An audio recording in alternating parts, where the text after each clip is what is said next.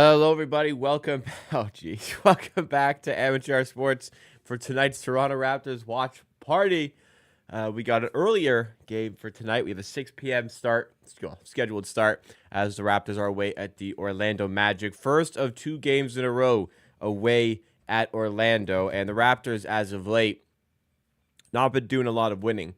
And in pretty shocking manner, they lost last time out against the Chicago Bulls. Lost by 10 in overtime despite leading by double digits, like relatively late in the game. Like the Raptors were comfy throughout. Looked like it was going to be a comfy win, and they blew it. Yeah, they blew it in the end.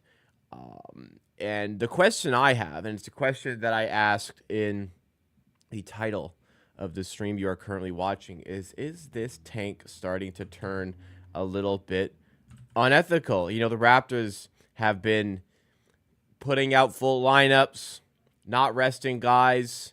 They've been doing everything they can to win games. They just haven't been very good, so they've been losing games as a result. But that game against Chicago, the minutes, and I know he still might be on a minute restriction, but the minutes for Pirtle were a little bit strange, having not played in the fourth quarter. Definitely, I mean, not definitely, but I don't think they lose if he plays. So, you know, is that minutes restriction? Is that, let's try to lose this game? Is it a little bit of both? I don't know. But definitely starting to feel like they are worried about trying to lose. Yeah. What does the title mean? Just, you know what? Rewind 60 seconds and you'll be good. Yeah, ethics, I guess, define ethics. In terms of tank, obviously it's just like a made-up term for like tanking teams. It doesn't mean anything, but the idea is when a team is trying to win games, they keep games close and they still lose. They still lose a bunch of games. That's defined as an ethical tank because they're not ruining the product, the NBA product, the viewing product. Whereas there are teams that will have like a full injury report, guys out resting, and will play, way too many minutes for younger guys, worse players and stuff like that in hopes of losing. And they don't care if they get blown out every night along the way. All they care about is the loss. That would be unethical tanking. So creeping in a little bit for the Raptors there was not playing Jakob Poeltl for the entire fourth quarter when if he had played, they probably would have won the game. That felt like, okay, now are we starting to play this game a little bit more?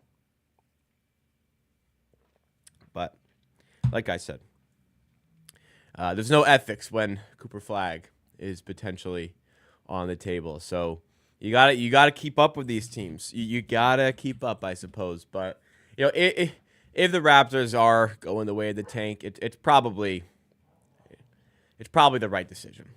They've bottom 5 record right now. Still 3 games behind Brooklyn in the standings, so they're up 3 games on Brooklyn in the tank standings. They still have a chance of catching the Pelicans. Utah has started to become very unethical, so I don't think we can catch them. But yeah, we're gonna put ourselves in the mix for that pick. We're gonna put ourselves in the mix for a really good pick. It looks like so. If they are deciding to do the quote unquote unethical tank, now is the right time to do it. The schedule's getting easier. Orlando back-to-back here, then Utah, then Washington, Utah, both underneath us in the standings. Sixers right around us in the standings. Utah again, Portland's around us in the standings. I tell you, Phoenix probably aren't too far away from us in the standings. Oh yeah, they are. Oh, they're way ahead, 10 games out. Anyways, I don't know what to expect from the product, but I think we're gonna have to really grind through the rest of the season here. So, yeah, we'll just see what happens, right? We'll just be here along the way, along the ride. Who knows what's gonna happen? Who knows what the decision is gonna be? But we'll hopefully at the very least see some developmental basketball being played, guys getting better, and things like that. And try to enjoy it as much as possible. Today, the Raptors should lose. I know the Magic have been struggling lately. Definitely have been struggling lately. They have won, they've won 5 of their last 10. I guess that is their last 10. So what kind of teams are they playing in that stretch? Like, they got the Hawks twice, the Wizards, the Hornets, who, like, they got to beat those 2 teams. Beat the Spurs, almost beat the Grizzlies. I'll say, not super easy schedule, but not a super hard one either. Anyways, they haven't been that good as of late. They're 8th in the East. They're 29-32. They were up in like the top 4 for a while. The reality is Paolo Banchero has been very, very bad for them this season. Even when he plays well, like he had a big game, like point-wise earlier last week, he just really, really struggles to affect the basketball game being played. Like they are the Magic are just so bad when Paolo Banchero was on the floor this year, and that's certainly a problem. And it's the reason why they're 29-32. They've been an above 500 team when he's on the bench or out, but yeah, for some reason, just Paolo Banchero's game is not helpful towards winning. So we'll see if that trend continues, because he was an all-star last year, and that was also the case, but it was a little bit more hidden because the Magic were the 5 seed. But same thing last year. Like the Magic on-off ratings with and without Paolo are the on-off ratings for Paolo are pretty crazy. Like the Magic are just better without him on the floor. Do I have the stats? Because I was in an argument with about this. I was digging into it a little bit.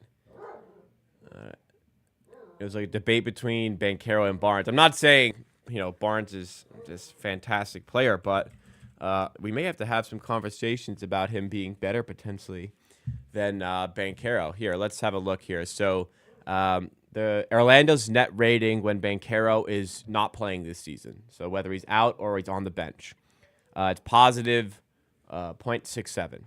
So they're slightly above neutral when Paolo Banchero's off. When Paolo Banchero plays, their offense gets worse and their defense gets worse, and their net rating is minus 6.5. So the team is 7 points better without Banchero this season, which is pretty crazy for a player as good as him. So, he's been hurt. Oh, it's just a weird year. I don't know, because we can look at last year as well. Pull him up here. We can look at last year as well. And, same thing.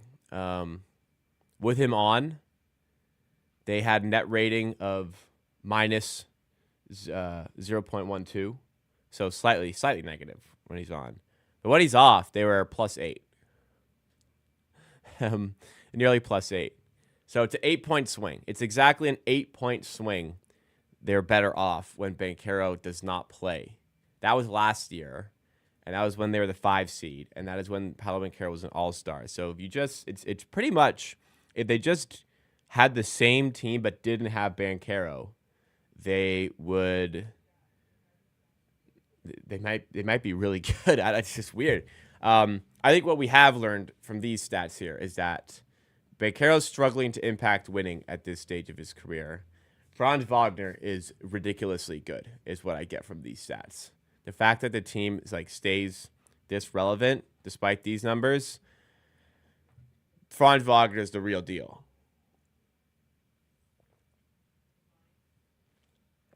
Completely there. Anyways, we'll see how this game goes. Hoping the Raptors, I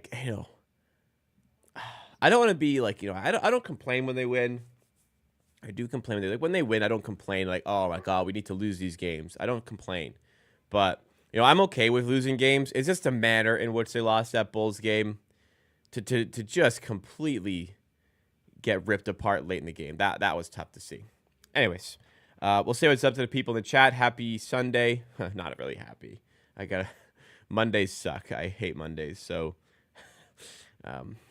just got to grind through. But how y'all doing? I hope you all had a great weekend. We have Gregory here, one of our members. Thank you so much for joining, saying, let's get this L in style. We shall see. I'm a fun guy says, we're winning this. I hate Orlando, and I love beating them. They hate on Scotty. They hated on Scotty and Flex last year. Yeah, I could see that argument there. I don't really have that animosity towards Orlando, but yeah, it'd be nice for Barnes to have a good game here for those Paolo debates.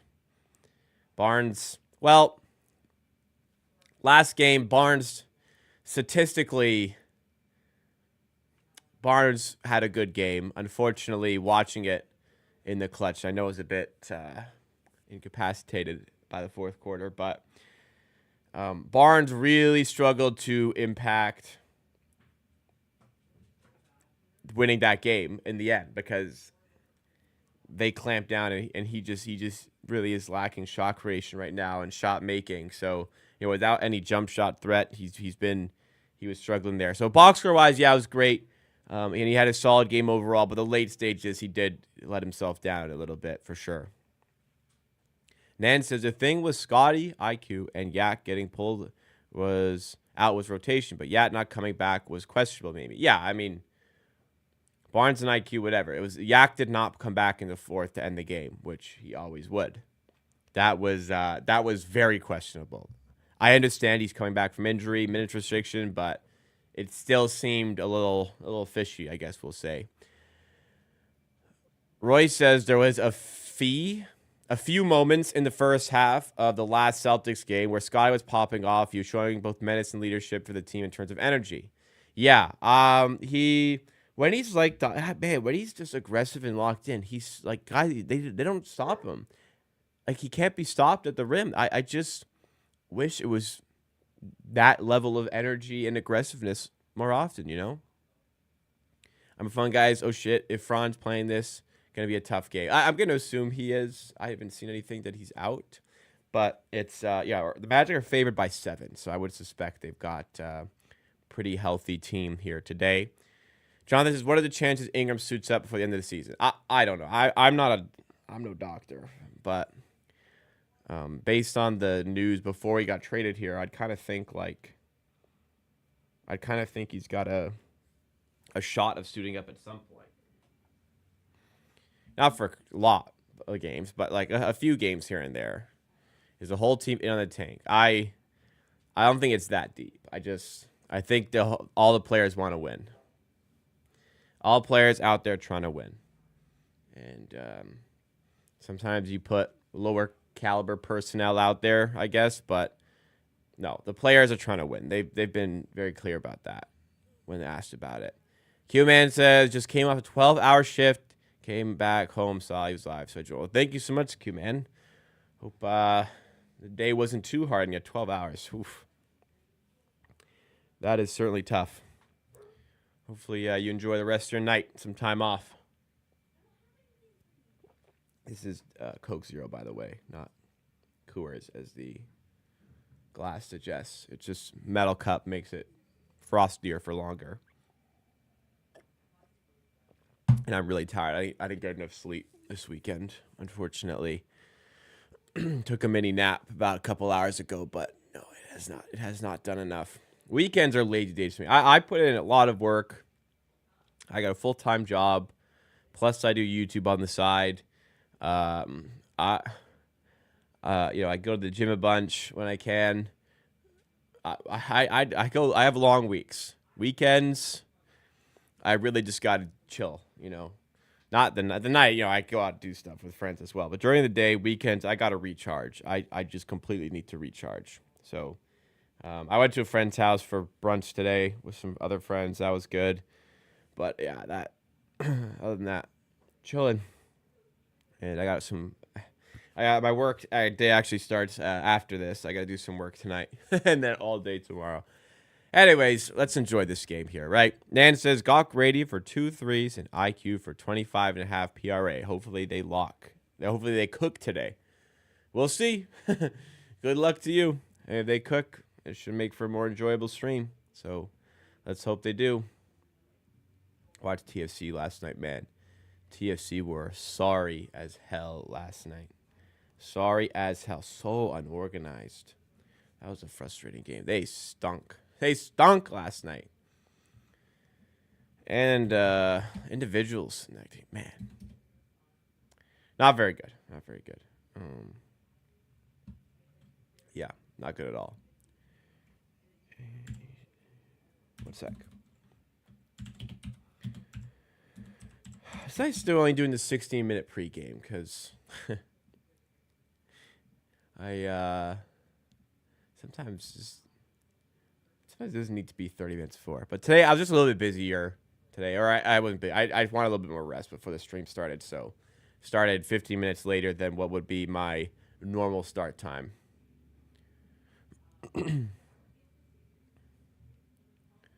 Since Toronto FC won the championship, they've stunk ever since. Well, they made an MLS Cup final after winning the MLS Cup, so they've had some decent years. They were kind of underdogs that year. They upset a couple of teams away, but they've been to another Cup final since they won.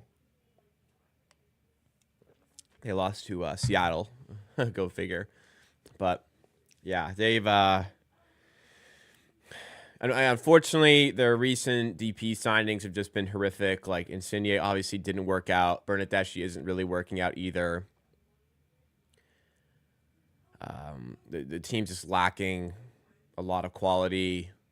They haven't had a good striker since Altidore and Giovinco left.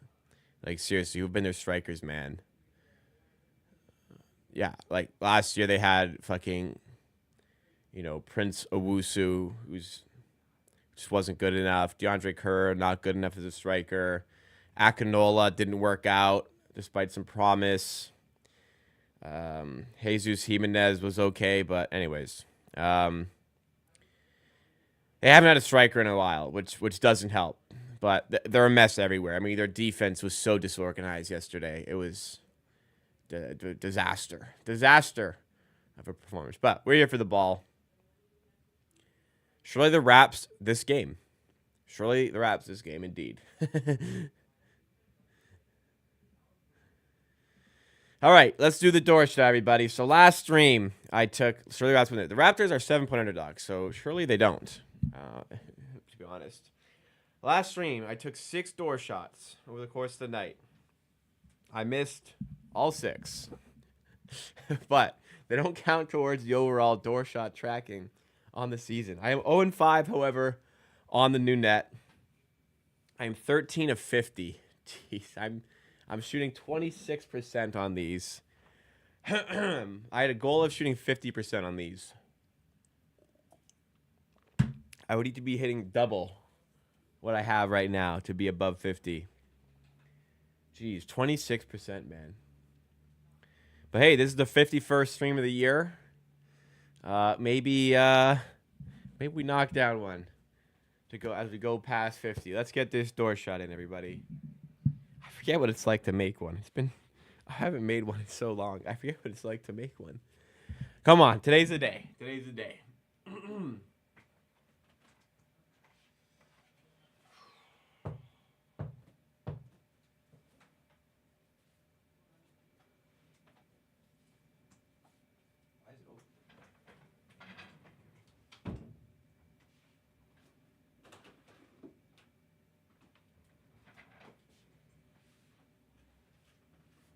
Try again.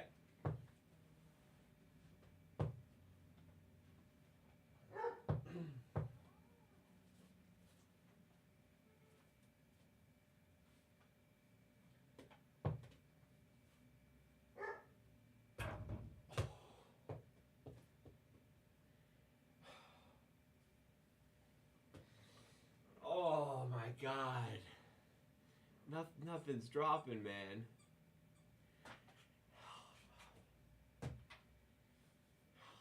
Certainly getting better. I'm certainly getting better at these, but man, nothing's dropping for me. That one felt good. That one felt good out of the hands, but it didn't drop. 13 of 51. Oh boy. I can hear my dog outside. The squeaky toy. Nothing's going in. Well, let's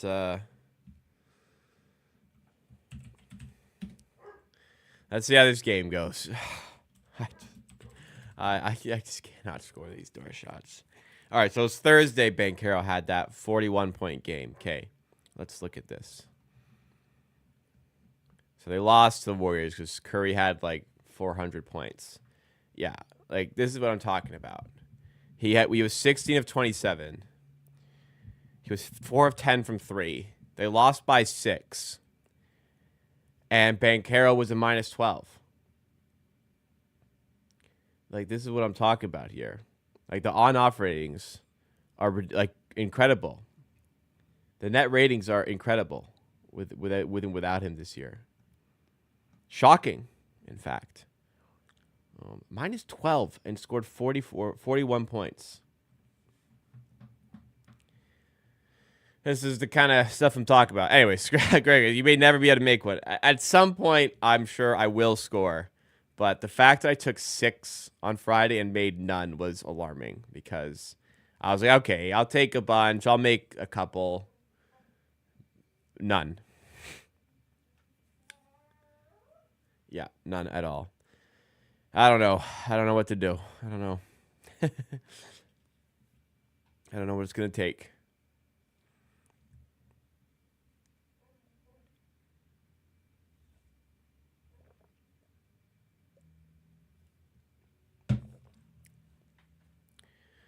Anyways,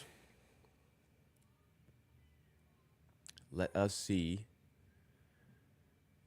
how we do. +7. I don't think we'll win. I don't think we'll win. If you guys are enjoying so far, please hit that like button.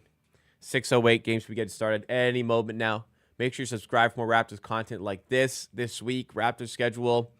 So Mondays I can't do anything because I work the entire day. Tuesday, I may have to miss that stream. I will update you on Discord if I'm able to stream or not. Unfortunately, I think I will have to miss. Wednesday, I'll do a video. Thursday, probably, should I do? Well, maybe another video. Maybe another video Friday.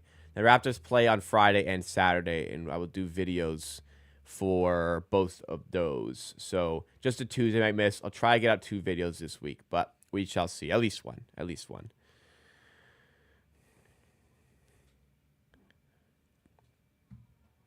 Shed has been playing well lately. I agree with you, Fire. I do enjoy the development. Part of the reason why they traded away David Mitchell, who, props to him. He's playing well for Miami right now. Starting there, playing well. Looks like he's going to have earned a spot. Well, definitely will have earned a spot to stay in the NBA next season. It looks like Miami are going to want to bring him back, so props to him. I think it just turned into a really good destination for himself. Really good fit for both parties, I think. So working out and props to him. But for us, we take care of ourselves here. We want to prioritize the development of Jamal Shad. David Mitchell was never a long-term solution.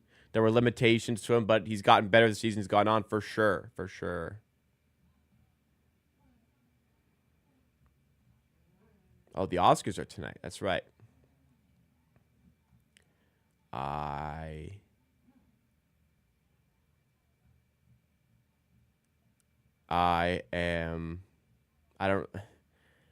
not in touch with movies at all. So Oscars don't really mean that much to me.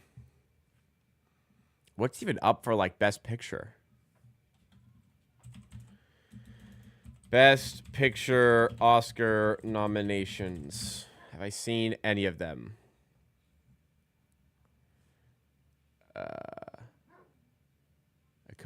Conclave. What? Dune Part 2. Oh, Wicked. I've seen. I've heard of Dune Part 2. I didn't see it. Yeah. Wow. A lot of strange ones there. Last year I saw Oppenheimer at least. What about Best Actor and Actress? Who's up for that? Okay. I know Timothy Chalamet. I don't know the rest of them. Oh, I've heard of Adrian Brody, I think. Not a movie watcher. Best Actress. I think I've heard of Demi Moore. That's about it. Yep. Oscars don't mean anything to me this year. Really, any year. Yeah, whatever. That ain't for me. Maybe somebody will slap somebody again. Who knows? What a world we live in. All right, game time. Magic going with Cole Anthony, KCP, Franz Wagner, Paolo Banchero, Wendell Carter Jr. Raptors going with their normal starters. They're healthy. They got Quickly, Grady, Barnes, Barrett, and Pirtle. Let's do it. Let's have a good game. Let's make it entertaining for 48 minutes at the very least. Please. Keep me awake here.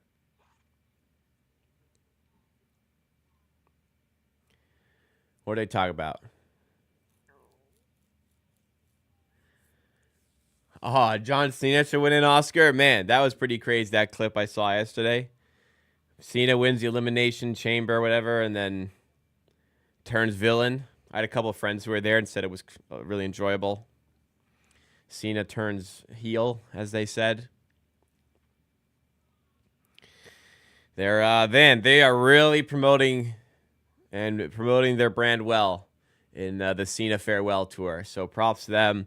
He's going to go to WrestleMania, and maybe he'll, I don't know, win to end off his career. We will see. Maybe he turns good again. Who knows? It's a good story developing. Graham, I got bad news. I had a really good attempt. Just missed. All right. Game time. We got Orlando wearing their Dallas Cowboys uniforms today. Here we go. Quickly to the rim.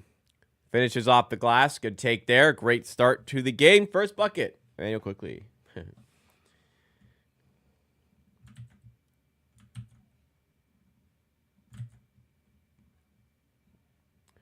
Wagner hands off to KCP. Now Banchero, top of the key. Lets it go to Wagner, but an offensive foul's called. That was Banchero, sorry. That was Carter.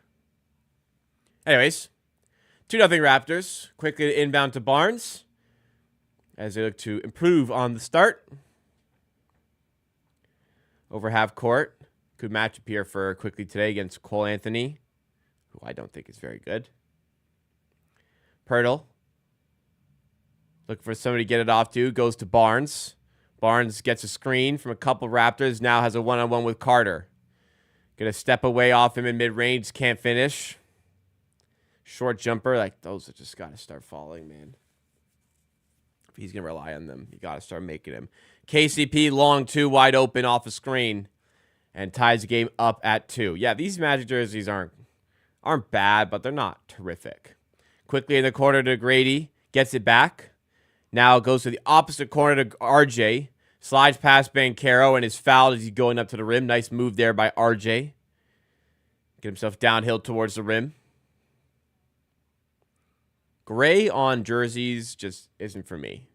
It never, I don't think it ever will be. Unless it's baseball. At the line, RJ Barrett misses the first free throw. Of course. Can't get worse than last game. Me, yeah. Missing all 6 I took was pretty embarrassing. I'm going to be honest. RJ made the second free throw. Raptors up 3-2. Anthony over half court.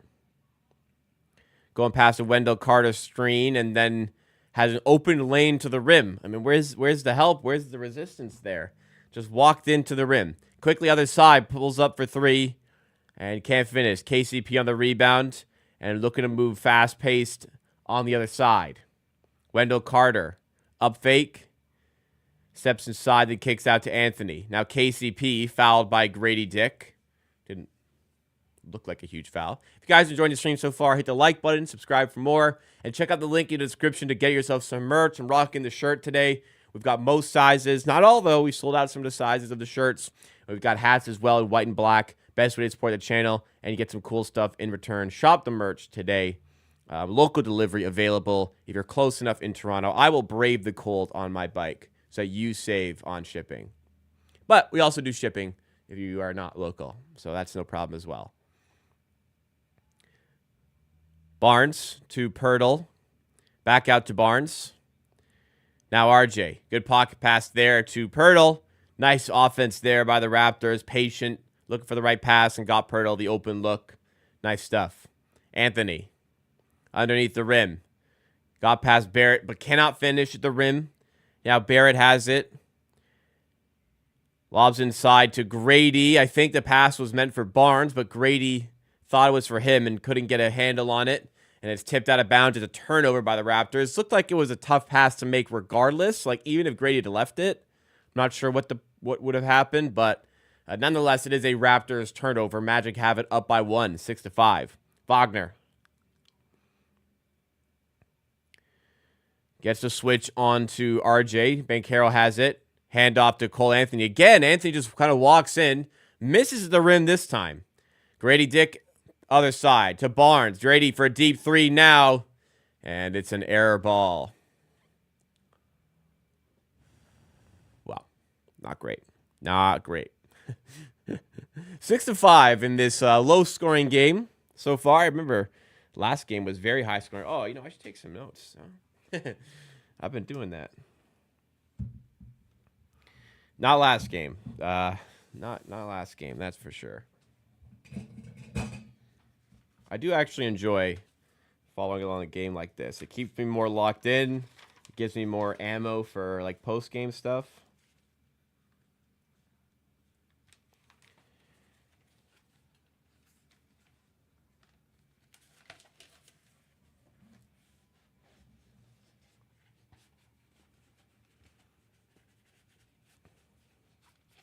Don't peek too early. Who? Me? And what? What is that in reference to? Cole Anthony to Banchero. Now Wagner for 3. Doesn't go.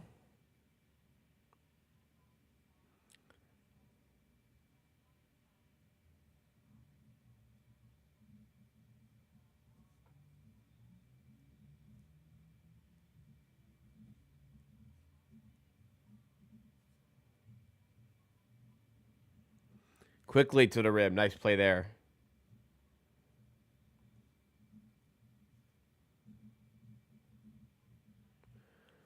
Banchero, other side, going right to the rim. And Pirtle stops him there.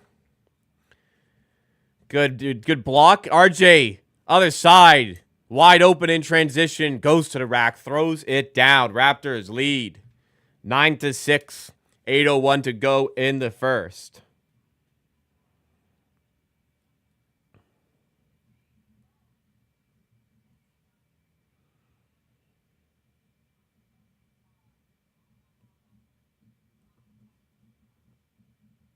All right.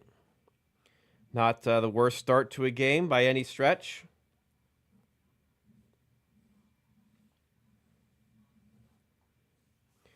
Let's see how we fare the rest of the way.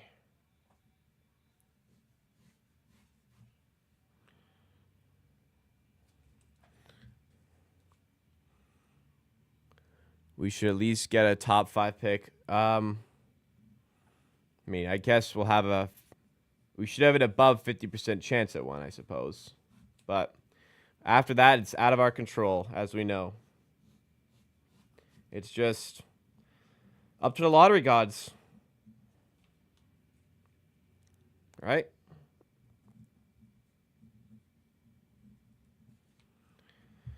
Not too many games to go. I think, including this one, we have 22 games. Yeah, it's 22 games to go.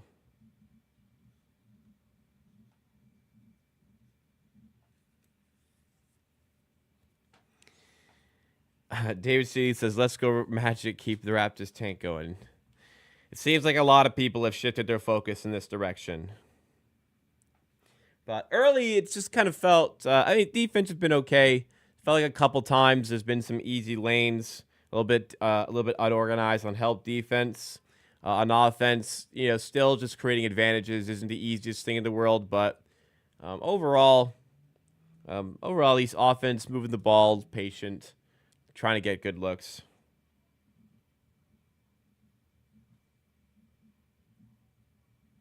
But a little too early to really make any big comments. Prospects haven't been egregious so far from me. Can't wait for the lottery. Hopefully it doesn't ruin my life. Hopefully we move in the right. We get a good pick, and we can it's all worth it, you know.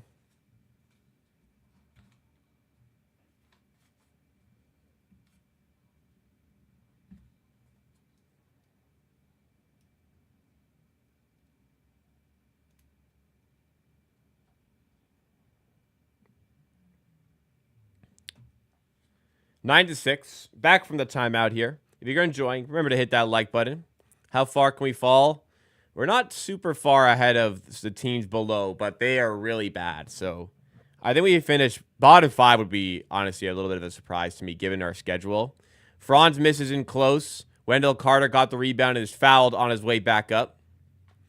So it's 9 to 6, and Wendell Carter will head to the line.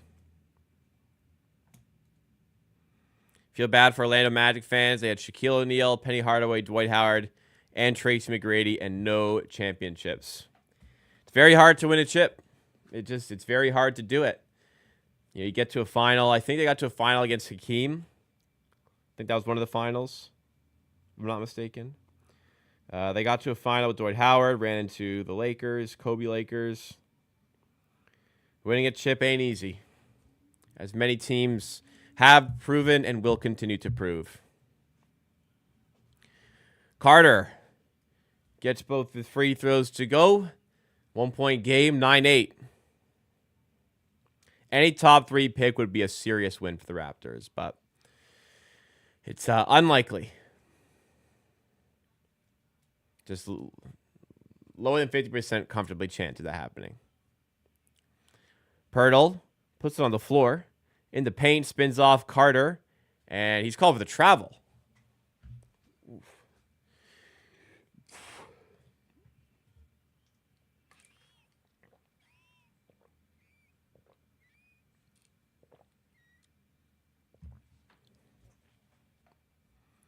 Anthony walks up the floor for the Magic. No subs for either team as of yet. 5 minutes in, Banchero to KCP. Off a screen. Tries to go back to Banchero, but Barnes gets the steal. The Spurs could get, in theory, the top 2 picks. It could happen. Barrett for 3. Off the mark and hunted down by Cole Anthony on the glass. Wagner lays it in as the Magic worked it down fast pace the other way. Here's quickly, and something's called. It's against Scotty Barnes. Something's called here. I'm not quite sure what it was, but I think it was against Barnes.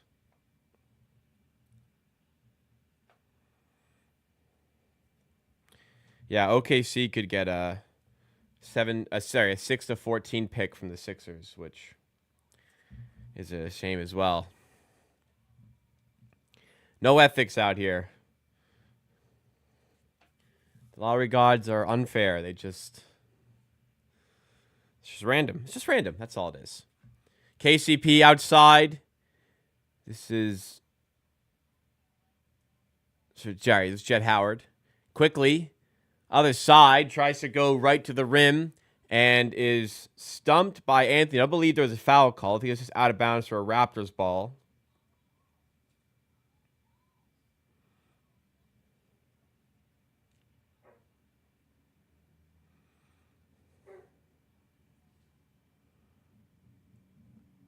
Quickly, he's really moving fast when we got chances in transition. Shout out Toronto Tempo. Grady Dick off the inbound, misses in mid-range. Rebound bounces around, eventually corralled by Jamal Shed. He's in the game with Robinson and Mobo, so dipping into the bench heavy early right now. Robinson to Shed. Puts up the 3 as a shot clock was coming down. Doesn't go. Rebound, though. Mobo has it. Nice job by Mobo and Robinson on the glass. Shed dribbles off his knee, out of bounds. It's a Magic ball. So, interesting here to go with Mobo and Robinson off the bench.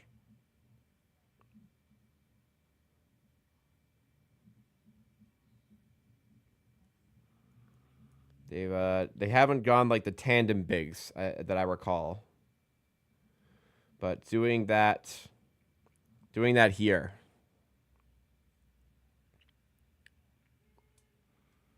I just take notes about the game. Help me analyze.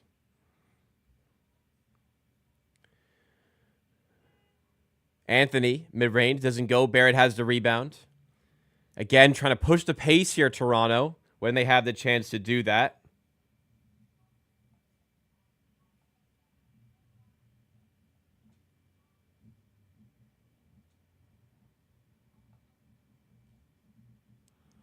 I mean, it's smart. You don't want this team to get set defensively. They're a good defense, so it's smart to want to play that way. Who's my favorite rookie? I guess Jamal Shed. But I don't want to say I really have a favorite. Jamal Shed's just easy guy to root for. You know, grinder. Works really hard. Type of guy Raptors fans resonate with. Bad turnover there. Walter or Dick? Who has the higher ceiling? I think you got to say Walter just because there's strides defensively that are easier to see there. Whereas Grady Dick, it's tough to really see how much better he can get defensively. But both good players. I like them both. We said Shamshe's getting Orlando's minutes. Orish Shamshe is injured, unfortunately. Otherwise, I would agree with you. RJ Barrett off the steal, goes in the corner. Mobo, some really errant passing here.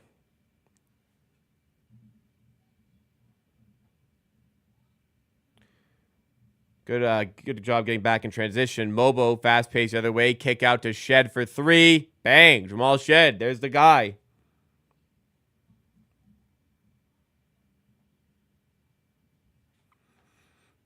He left for Wemby. We could lose this guy. Well, the early reports suggest he'll be okay for next season, but it is scary for sure. 12-10 Raptors. Low-scoring game. Both teams not the best offenses, so it could be a low-scoring game. Shed could be a starting point guard. I think he needs a little bit more pull-up threat for that to happen, but hey, if Shed, a 45th overall pick, Jamal Shed turns into your everyday backup point guard, that's a major, major win. Major win for that selection. But you really do need that pull-up threat, or you need to be seriously good at pressuring the rim to be a starting point guard here. So guys like Morant, John Morant, not have a good year, but not a big pull-up threat, but is very, very good at getting to the rim. But Shed is neither of these things. But not trying to knock him. Again, really good player, really good defender. But needs to polish a bit more offense to be that level if he wants to get there. But, hey, for now, in the corner for three. He's knocked down a couple of threes. We'll take the three-point shooting injection. That was unexpected.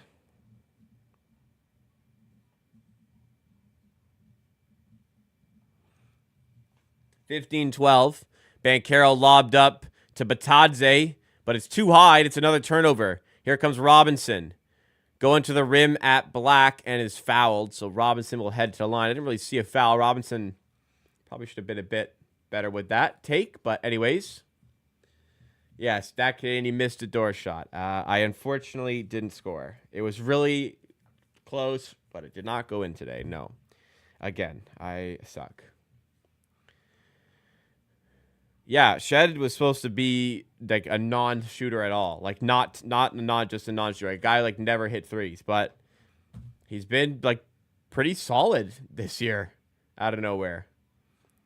What's going on? YBN Fat Boy, one of our members, one of our new members. Appreciate you hanging out tonight. 3:32 to go in the first as Robinson makes the free throws to put it at a 5-point game. 17-12. Mobo picking up Black full court. Mobo on the floor with Robinson, Walter, Barnes, and Shed. So big lineup, a very defensive lineup, I might say as well, currently on the floor. But Black gets past Mobo, can't finish. Interestingly, Mobo picking up Black full court. They've got a big essentially picking up a point guard full court. So, Black is a tall big, and Black's a tall guard, and Mobo's a small big, but just interesting to utilize him in that way against this Magic team.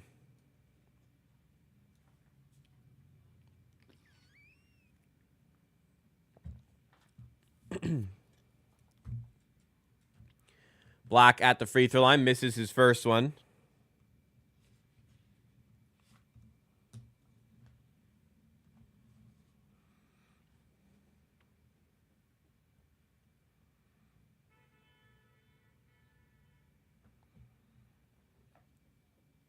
Second free throw drops. It's a 4-point game. 3:15 to go in the first. Low scoring. Robinson to Barnes. Not a lot of shooting in this lineup. So good thing Shed has hit a couple. And Shed going to the glass and finishing there. What a game so far.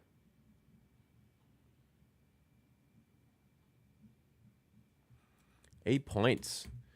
Putting pressure on the glass there as well. And this lineup needed some scoring pop. Very ultra defensive lineup there. But it's worked here because Shed has provided the offense.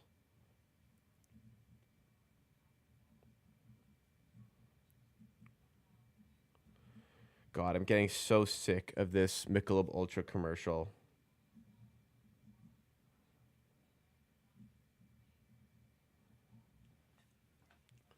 Super defensive, super big lineup. The Magic has some size. They're not amazing offense, but they're a different way of using Jonathan Mobo today. The current projected lottery picks are no shorter than 6'5". Bit of a tall draft. That suits us, I guess. Pray to the lottery gods, everybody. The only thing that can save us now.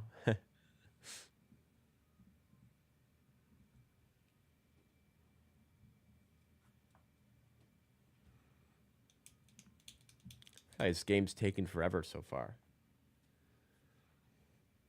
Taking its time for sure. Hope Shed continues to improve next season. That is super key on him sticking around the NBA. If he stays as good as he is right now, I think he's got ability to stay in the NBA. But, yeah, if he gets better for sure, there's some next levels. Agreed. And I think that makes him a lot more relevant to the league. Yeah, a lot of people looking at the bigs for the Raptors in the draft. It's just going to be a case of best player available, as always. Nobody has any problem with the weather. Nobody cares that much. Would they rather live in Florida or, California, somewhere hot? Yeah, but, bro, nobody has left because of the weather in probably, over 20 years. So, I know what you're saying. It's just better to have a guy who's used to weather like that, sure. But I don't think it's a big deal. Oh, they're showing highlights of a 2018 high school national championship where Barrett and Barnes are playing against each other. How about that?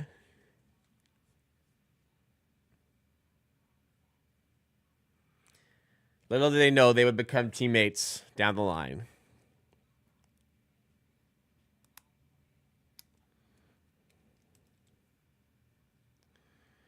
Yeah, they make a lot of money, I guess. They could make that money anywhere in the league, but I think they can handle a little bit of cold, a little bit of snow. I always say, as a new subscriber here at DDC, thank you so much for subscribing. What are these guys doing that, the snow matters? How often are they driving themselves somewhere? How often are they going out doing stuff? They got a lot of shit taken care for them. Walter for three. And drills it. Has had a bit of issues as of late from 3, but no problem there. Raptors have Mobo, Pirtle, Barnes, Quickly, and Walter on the floor right now. So a lot more Mobo at the 4 today.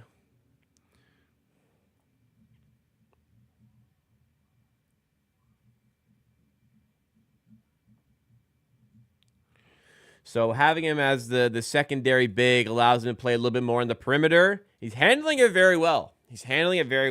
I think defensively, this is a better role for him than playing as, the 5, the rim protecting guy.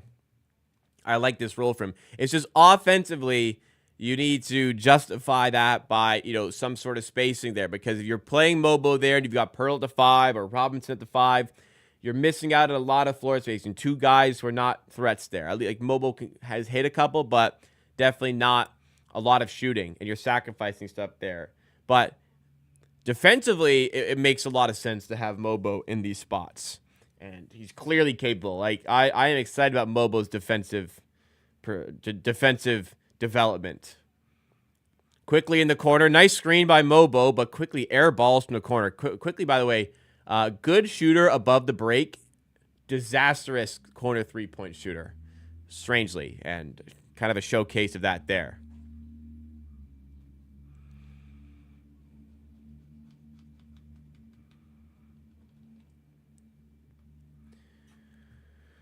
(22-17). So Raptors looking solid in the first quarter. Barnes on the inbound. Long 2 is good. Over top of Jonathan Isaac, who's in the game for the Magic.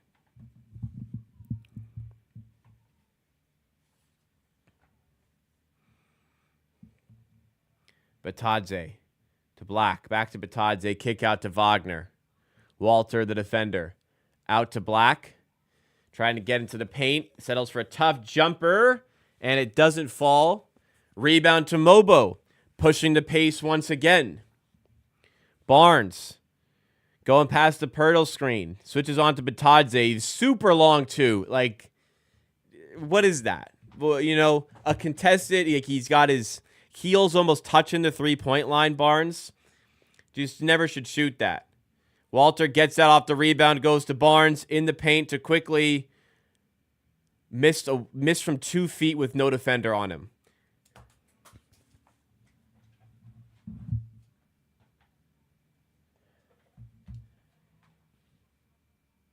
Bro, that's got to be 2 points. I'm sorry. That's got to be 2 points.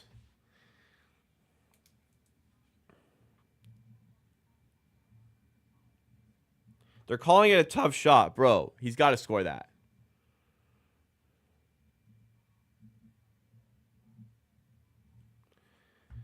Like there was a defender there he was afraid of, but you gotta score that.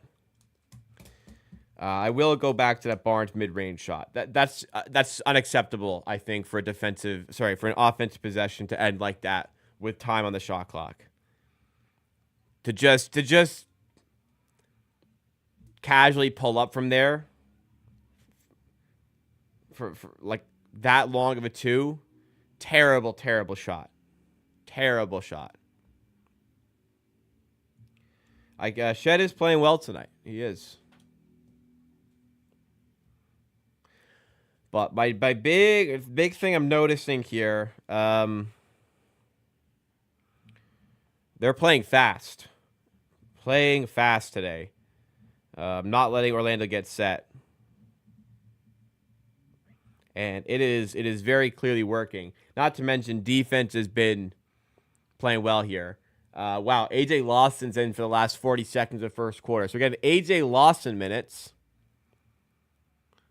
I'm going to get some minutes from here. Batadze on the rebound for the Magic is blocked. And it's the hands of Tristan Da Silva, who does score.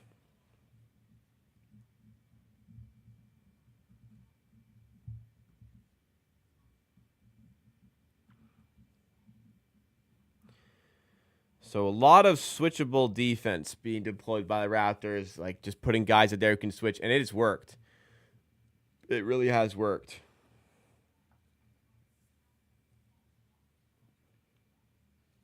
Need a poor strategy.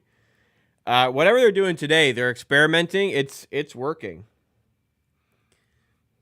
Yeah, On defense, for sure. Offense has been okay. Good enough against this Magic team, but defense has been good.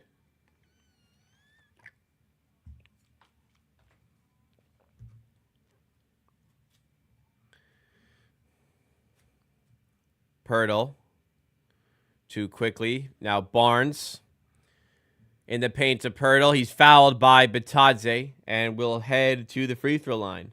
Raptors up by 7 and looking to add on to that in the last, or with 2.1 seconds to go.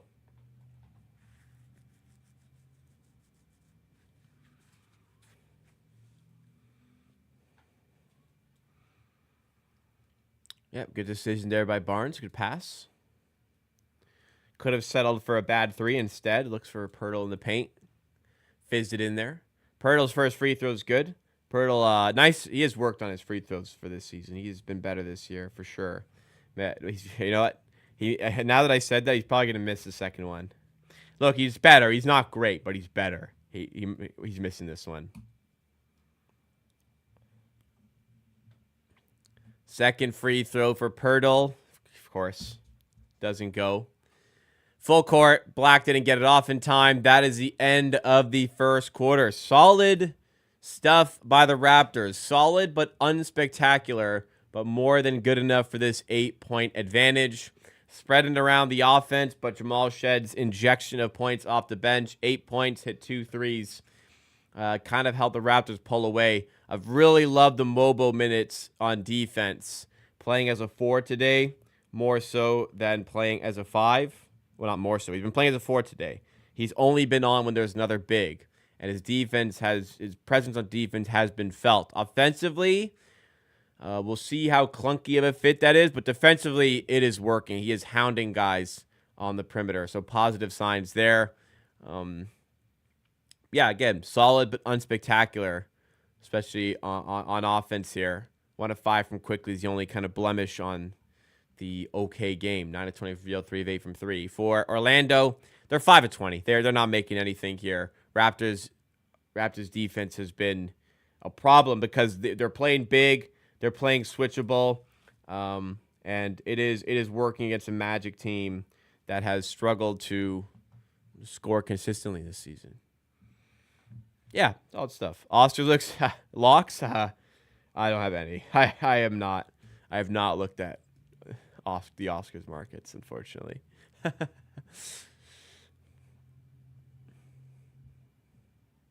Yeah, I did see Suggs is out. Suggs has been kind of a key piece for them winning this year. They were a lot better when he was playing. Pirtle would make the door shot. Maybe he would. Seeing as a pro basketball player and I'm not. But I tell you who's not making them. This guy right here. This guy. Yeah, Suggs, kind of unfortunate starting his new contract and dealing with all these injuries. He's a good player, man. He's very impactful towards winning his style. The guy who the Raptors almost took 4th overall, who would have thought he'd become this amazing 3-and-D guard when questions pre-draft were about his shooting and about his defense and not anything else. Now, his trade is shooting threes and playing defense. So sometimes it takes some guys to find out what is going to make them effective. What is going to make them a high quality NBA player? And Suggs found his thing. It's defense and 3-point shooting. So again, major props to him. All right, second quarter. It's quickly Barnes, Lawson, Walter, and Pirtle on the floor. A bounce door shot. I don't think that's going to help. Wagner to De Silva. Now Bitadze. Hand off to Wagner. This is where trouble arises. He gets to the rim, finishes over Pirtle. Wagner is the main guy on this team. 100%.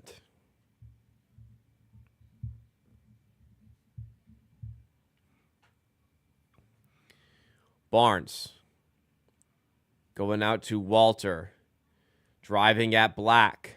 Over top of him. Nice layup. Nice play there by Walter. Yeah, Suggs found the type of role that's going to make him an important piece. It's something that many NBA players go through It's a transition many NBA players go through. It's a transition many NBA players don't go through and just don't find what's going to make them stick in this league and be super effective, for sure. Some guys just never find it. Black off the glass responds on the other end.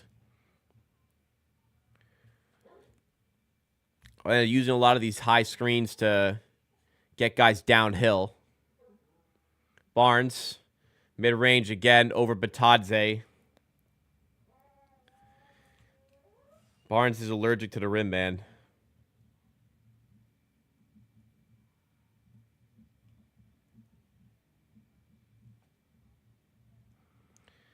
He's got to stop settling for these shots, man. He's really got to stop. 29-23, 6-point game.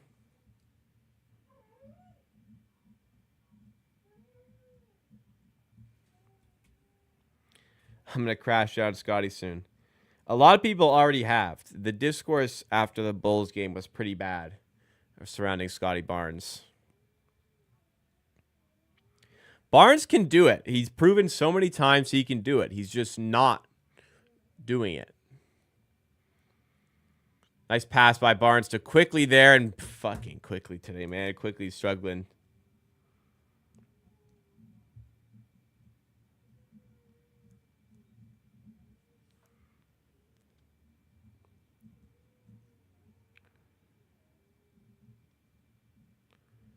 AJ Lawson going up.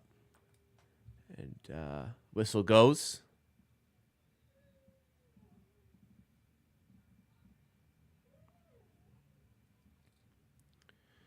How about Lawson, man? Pivotal minutes. Important, not pivotal, but important minutes. Getting a good look at some guys here. I think tomorrow is the last day as Quickly finally knocks him down, makes a three there. Second field goal of the game.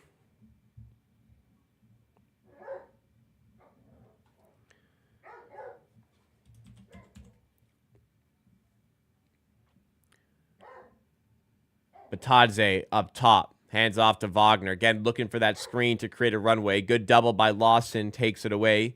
Wagner going at Walter. Good defense. Makes it a tough shot. And he cannot finish there. I don't believe so, E-Colt.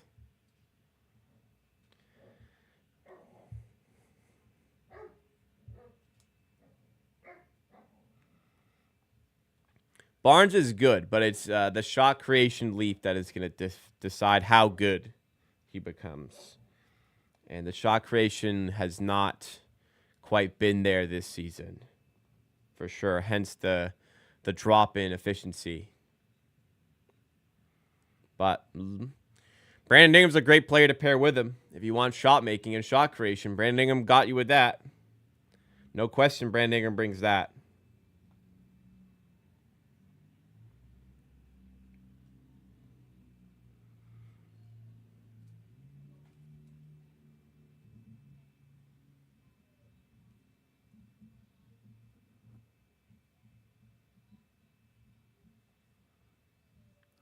Lawson comes out. Mobile's back in. Mobile getting some heavy minutes here.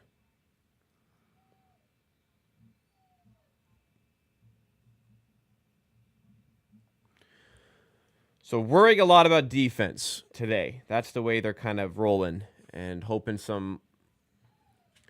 they do enough on offense to make up for it. And so far, very much they are doing that. 34-23 here. 9:03 to go. Thank you, Tech, today. I do need to be more confident, but it's tough to be confident when none of the shots are going in. Black in the corner to KCP. Nice pass, and he knocks it down. Big bucket for the Magic.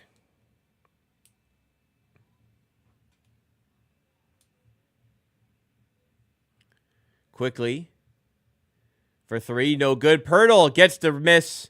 And puts it right back in for a 10-point game. 8-point game. 34-26. Am I tripping?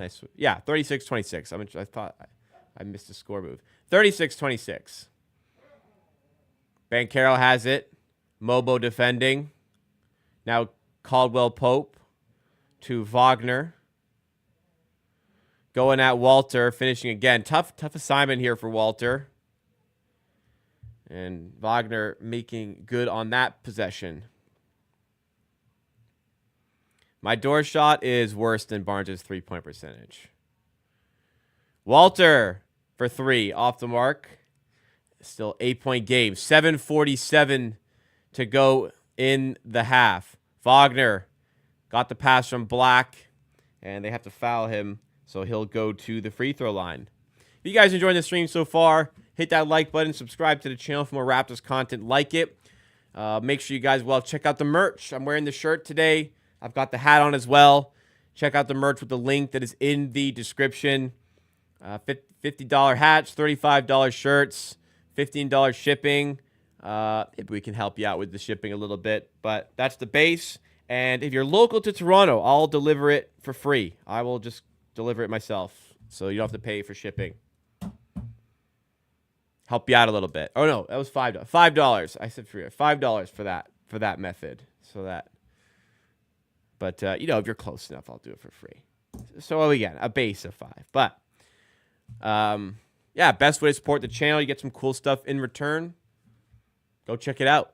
The Kijiji link. I've got the merch on hand, so it's good stuff. I'm not outsourcing it. It's coming straight from your boy. We need to keep the tank going. Well, the way we're playing right now, it isn't going to happen because the defense is locked in. Locked in. Offense has been good enough. They're just treading water on offense.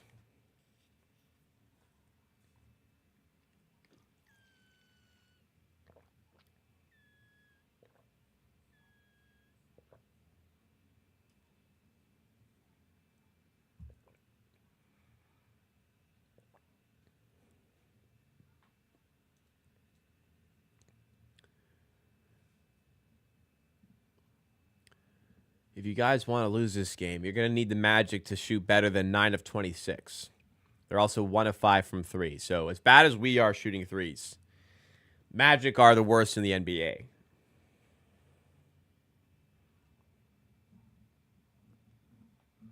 So no spacing for them. And we're kind of making them pay for it. It's letting us go big. It's letting us, play mobile at the 4 here.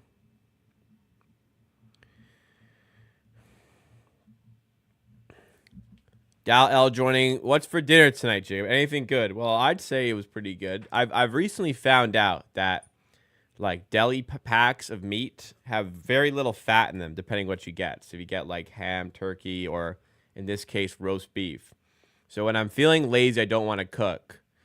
I can get packs of deli meat for $3.50 and put an entire pack on a sandwich. So that's what I did. I took a pack of roast beef. 175 grams. It's got enough protein for a normal meal.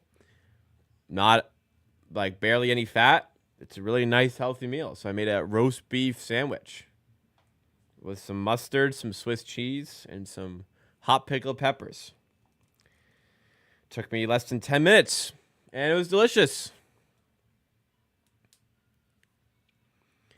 Wagner at the line for the Magic, back from the commercial. Chance to make it a 6-point game here. Franz Wagner is really good. Very impactful on this team.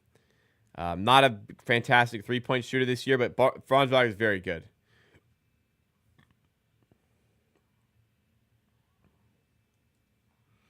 So yeah, you ever want a quick, high-protein meal, just take an entire pack of deli meat and put it on a sandwich. Really good, too. RJ, to the rim, can't finish. It's not super cheap because it's $3.50 for the whole pack, but if you dissect, a pack of chicken breasts, you're probably paying only slightly less for one of your portions. But you can even, I guess you can make it better. You can go to the deli counter of your grocery store has that. I'm not sure how much 175 grams would cost, but 175 grams, good amount. Yeah, it's a lot of sodium. I will concede that. It's a lot of sodium. I've decided I've decided to not really care a lot about sodium because I'm worrying a lot about fat, carbs, and protein. There's too much to worry about when I'm worried about sodium. So, like, when I need a quick meal, yeah, I can throw down a ton of deli meats together. It is what it is.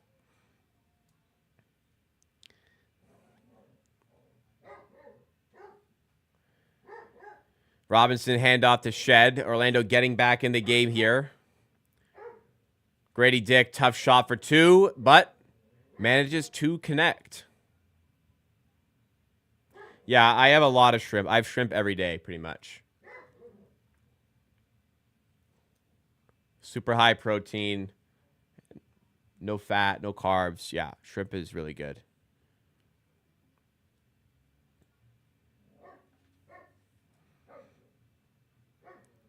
KCP to Black for three. Or sorry, it was Jed Howard. Doesn't go. 38-32. 6:19 to go. RJ, nice pass to Robinson at the rim. Good finish from the big man.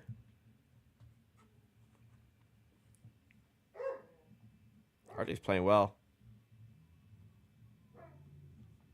Sorry to hear my dog. She's being really bad today for some reason. Banchero in the paint is fouled, and now Banchero will head to the free throw line.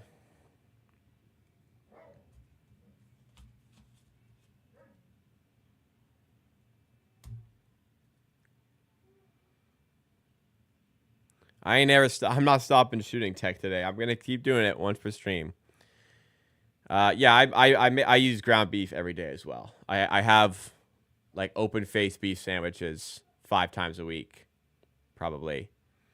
Yeah, extra lean ground beef I get, and 140, 150 grams per serving.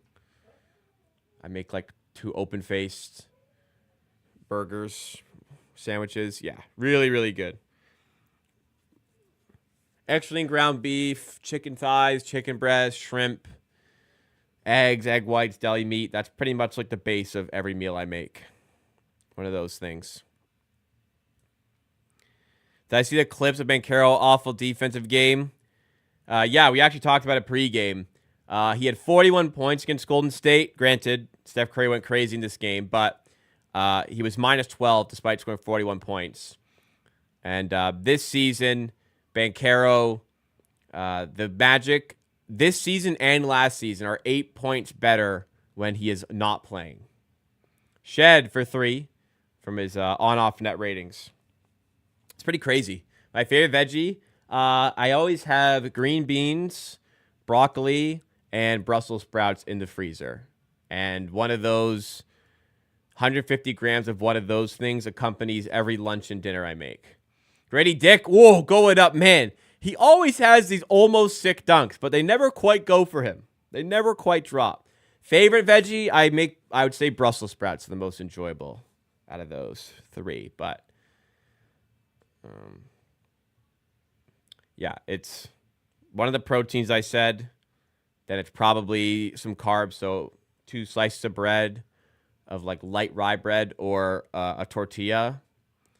And then 150 grams of veggies. That's my lunch and dinner.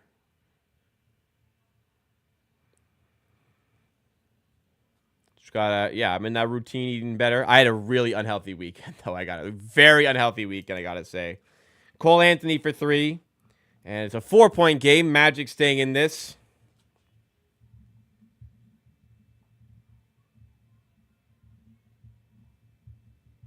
RJ, nice take there. Finishes. Nothing spectacular about the Raptors' performance here. They're just cruising. Kingfish tonight. What is that?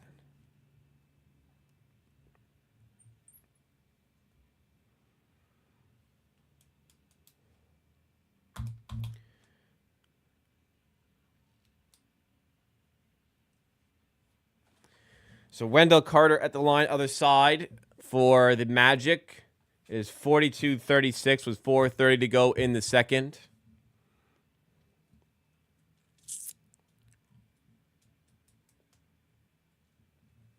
Makes the first one.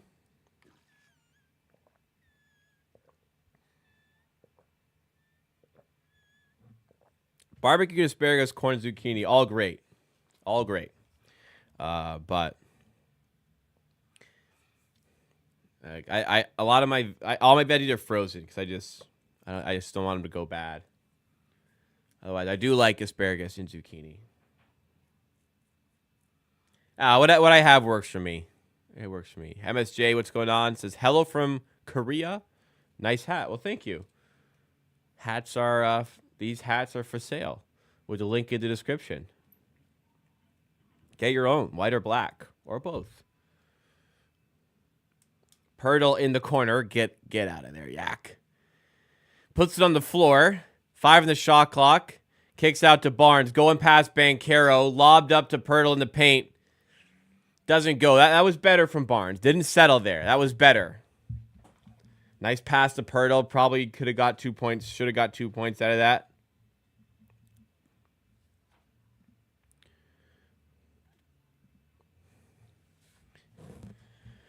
Four-point game.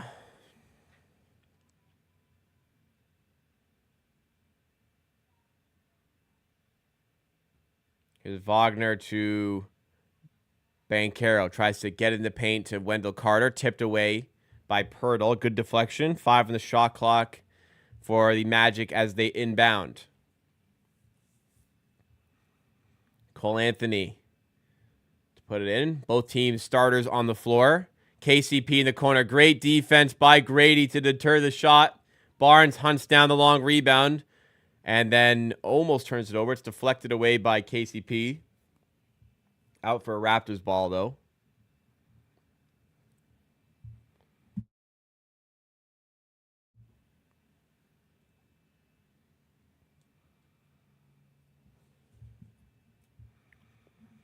Pirtle. Hand off to Barrett. Can he create something else here? Nope, he turns it over. Banchero other way. Barnes does a great job to hold him up. Holding him up again. Wow. Oh, that's not a foul. Wow, that's a tough call. Banchero just spins off Barnes. Puts it up and they call a foul. I don't know. Looked like Barnes had defended that play very well to me. We're going to see a replay here. Yeah, that's a tough call. Oh, it's during the bonus, so it will send Banchero to the line.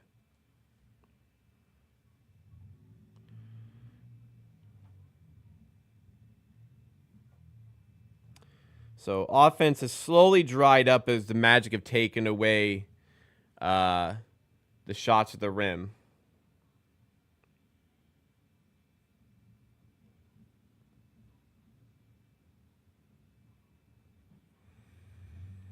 If fish you eat, you know, like haddock, tilapia, salmon. What? I eat fish sometimes. I got a little bit sick of fish. I did eat a lot of fish, but I got a bit sick of it. I used to get a lot of cod. Salmon's a bit expensive, so I don't get salmon, but I do like salmon. I just got a little bit sick of it, so I don't eat it as much. RJ for 3. Bang! Big shot from RJ. RJ's the guy tonight. Is Jakob still on mid-restriction? I will see in the fourth, but yeah, it looks like it. Another good pork tenderloin's another good low-fat protein to make the base of your meal with. I got a little bit sick of that quickly, though. So it sometimes I get it. Pork tenderloin. Cole Anthony under the rim. Nice take. 4-point game again. So Raptors not getting to the rim as much lately. Orlando kind of doing a better job taking that away. And the offense is drying up. It's just the lack of spacing and creation hurting the Raptors. And not getting much offense out of Barnes or quickly as Barnes tries to go up this time. Better that time. Going up stronger at the rim. He's heading to the line. Banchero wants him to challenge this one. And usually when the star is adamant like that, they get their call. So we shall see. Will Vegas Famous joining says, thanks for doing these lives. Appreciate your appreciation for that. So I appreciate your appreciation for me. Thanks so much for watching. I'm glad you're enjoying.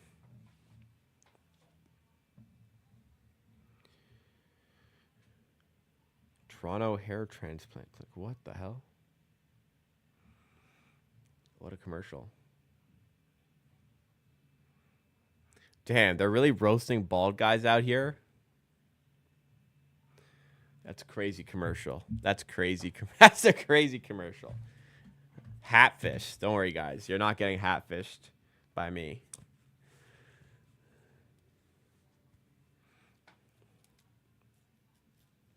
That's a crazy commercial.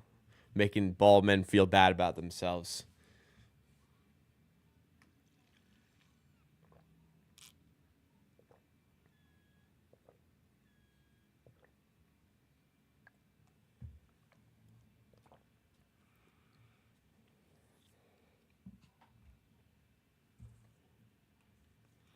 Well, winding down in what has been not fantastic game of basketball in the first half. Oh, man, they're showing the Fred highlights from the 54-point game. What a stream. Moments like this where we get to be live and share the experience are fantastic. 54 points. Overhated, Fred VanVleet.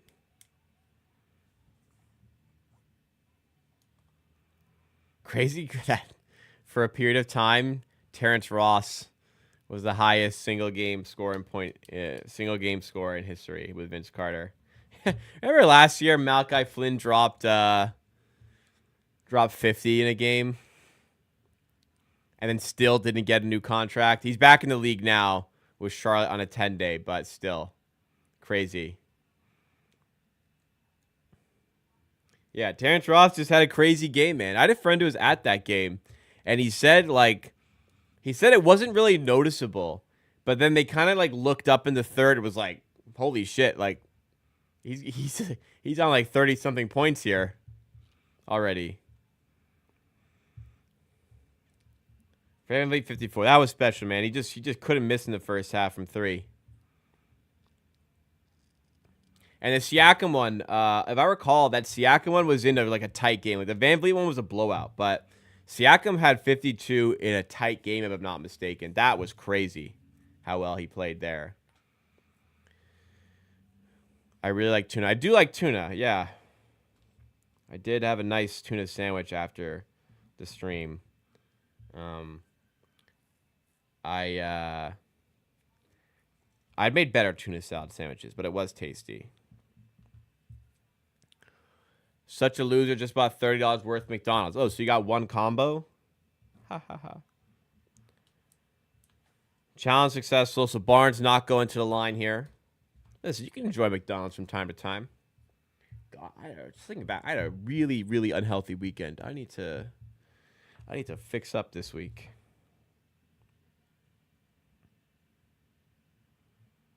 So they keep their challenge because they were successful there. I feel like every time Barnes asks for the Raptors a challenge, he's wrong. But in this case, Banchero asks for a challenge and is correct.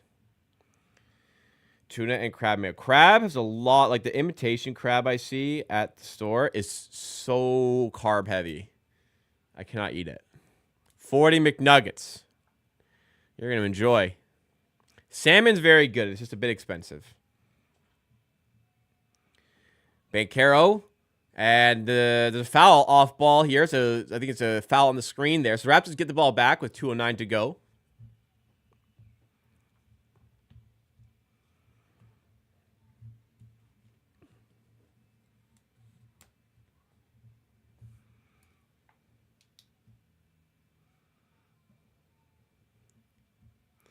(45-41).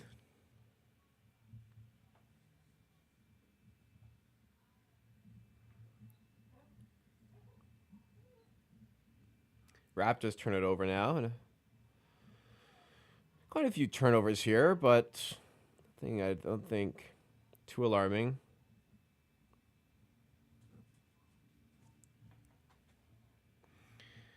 I remember getting fried with three of my boys. We ordered $60 worth of Popeyes. That's a lot of Popeyes.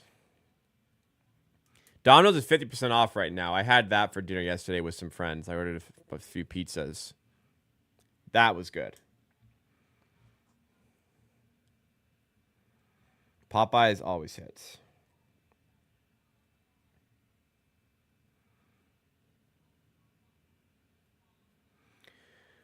1:38 to go. Scotty Barnes on 3 fouls, so he checks out. Walter will take his place for the rest of the half. Missed those $2 for 2 Big Mac promos. I bought 20 and froze them. Wow, does that work? I've never frozen fast food. Actually, I've frozen like pizza when there's like a bunch of leftover before, but I've never frozen Big Macs. That's crazy. Well, does it work? Like, how would you eat them the next? You just let them thaw and then that's it? Or do you like heat them up again? In Korean, they have barbecued chicken. Yes, I do very much enjoy Korean barbecue chicken. There's a place called literally Barbecue Chicken, which is fantastic. But Korean barbecue in general is also very good. Oven heat, interesting. Doesn't that like mess up the lettuce, or does it still work? Pirtle to Barrett. 2-point game now. Orlando have gotten themselves back in it. Pirtle underneath. Great feed by RJ. RJ is cooking tonight.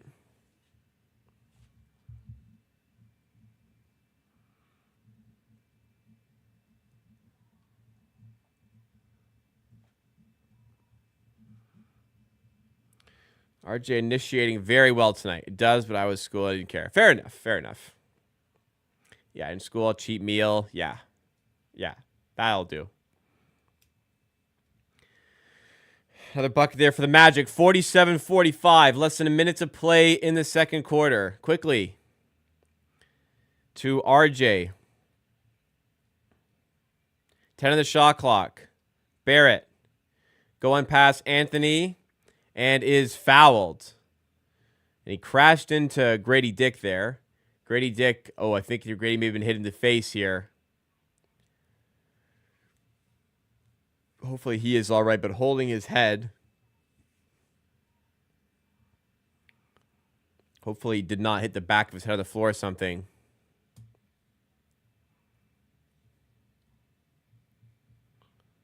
Hopefully we get a replay of this. Trainer coming on now.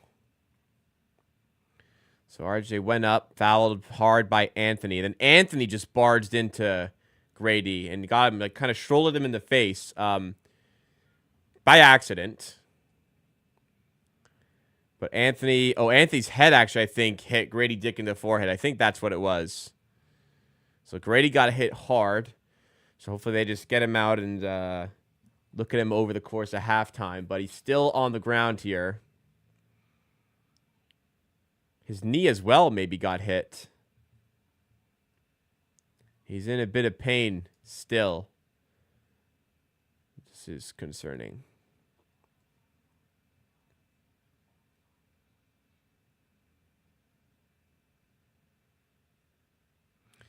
Still on the ground here. What's going on, McLevin? So his head he was grabbed, but the knee as well, is it?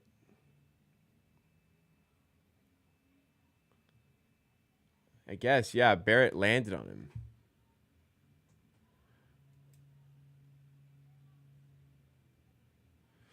Still on the ground. I think they're going to help him up now. Okay, good to see him on his feet.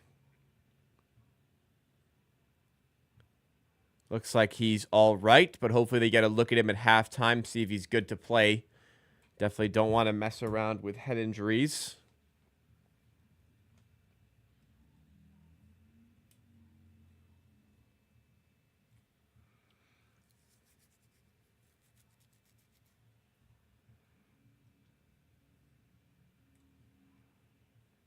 So yeah, he'll head to the locker room. 42 seconds to go in this game's first half.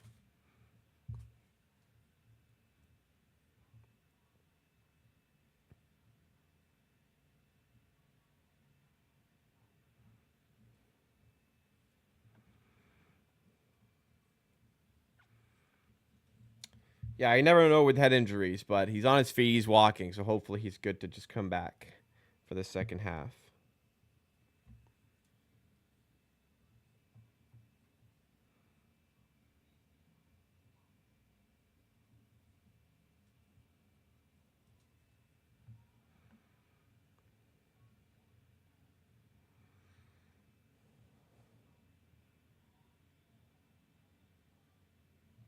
So after all that, RJ is going to the free throw line, trying to extend Toronto's advantage. I think no, Magic had a lead when it was like 6-5 or something. Other than that, Toronto have led the rest of the game, I think. Barrett misses the second after making the first. 3-point game. Wagner going coast to coast and finishing at the rim. Very good player, but little too easy for me. Lack of resistance overall by the Raptors defense for him to do that. Shot clock, game clock separated by about 11 seconds. Pirtle to Barrett. 8 on the shot clock. Can Barrett come up with something again? Goes to quickly in the corner. Cannot make the three. Pirtle on the rebound. Nearly got it, but Orlando have it, and they have 7 seconds to work with here. Anthony. Pass Mobo. Driving at RJ under the rim. Fading away for a tough two. Good defense. Cannot get it off. And that will end off the half. Raptors will take a lead, a slender one, but nonetheless, they will take in a lead after a not as good second quarter here. They are up 48-47 after relinquishing the 8-point lead they had to start the second quarter. All right, guys, we're going to go through the box score in just a moment here. I'm going to quickly run to the bathroom. When I come back, we'll go through the box score. We'll do today's Pirtle, and we will have some more Raptors coverage. So do not go anywhere. While I'm gone, hit that like button to support the channel.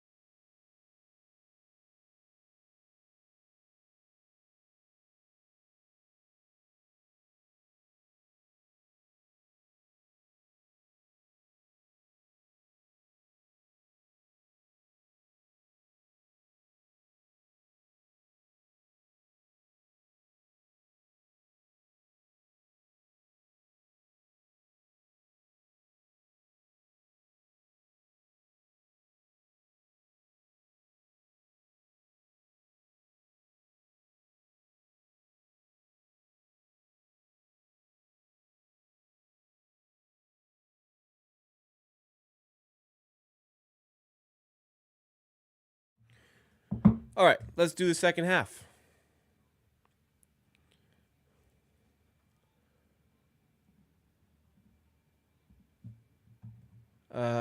Box score from the first half. So Barnes struggled to get his shot going today, and the issue is still the shots he's taking. No threes taken, but I don't mind the threes. I don't really have never really minded the threes too much. Maybe when he's taken like 8, he hasn't made one, but the threes are usually in rhythm. It's the settling in mid range that is a bit of a problem, which he's done a couple times here. So he's 2 of 7. Has missed some at the rim as well. It seemed to have gotten better as the game was going on. But yeah, not super effective scoring-wise. But I think he's been effective as a whole in this game, especially on defense. He's still a +3, but overall, I think he's been okay.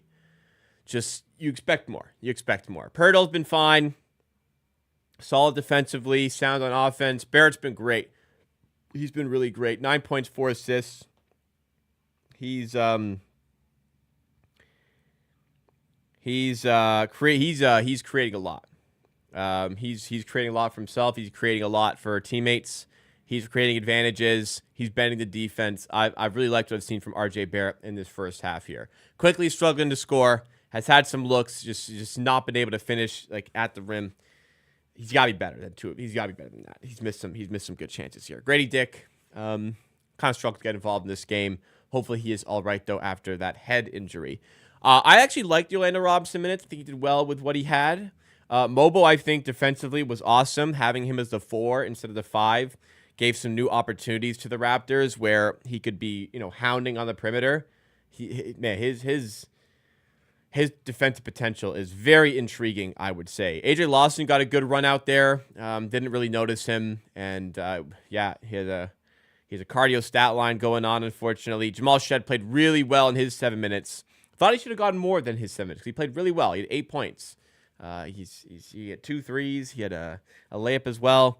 We'll hopefully get a bit more of him in the second half. Troy Walter did solid as well in his minutes. He's 2 of 3. Hopefully getting that shot going once again. Wow, Miami's beating New York by 17.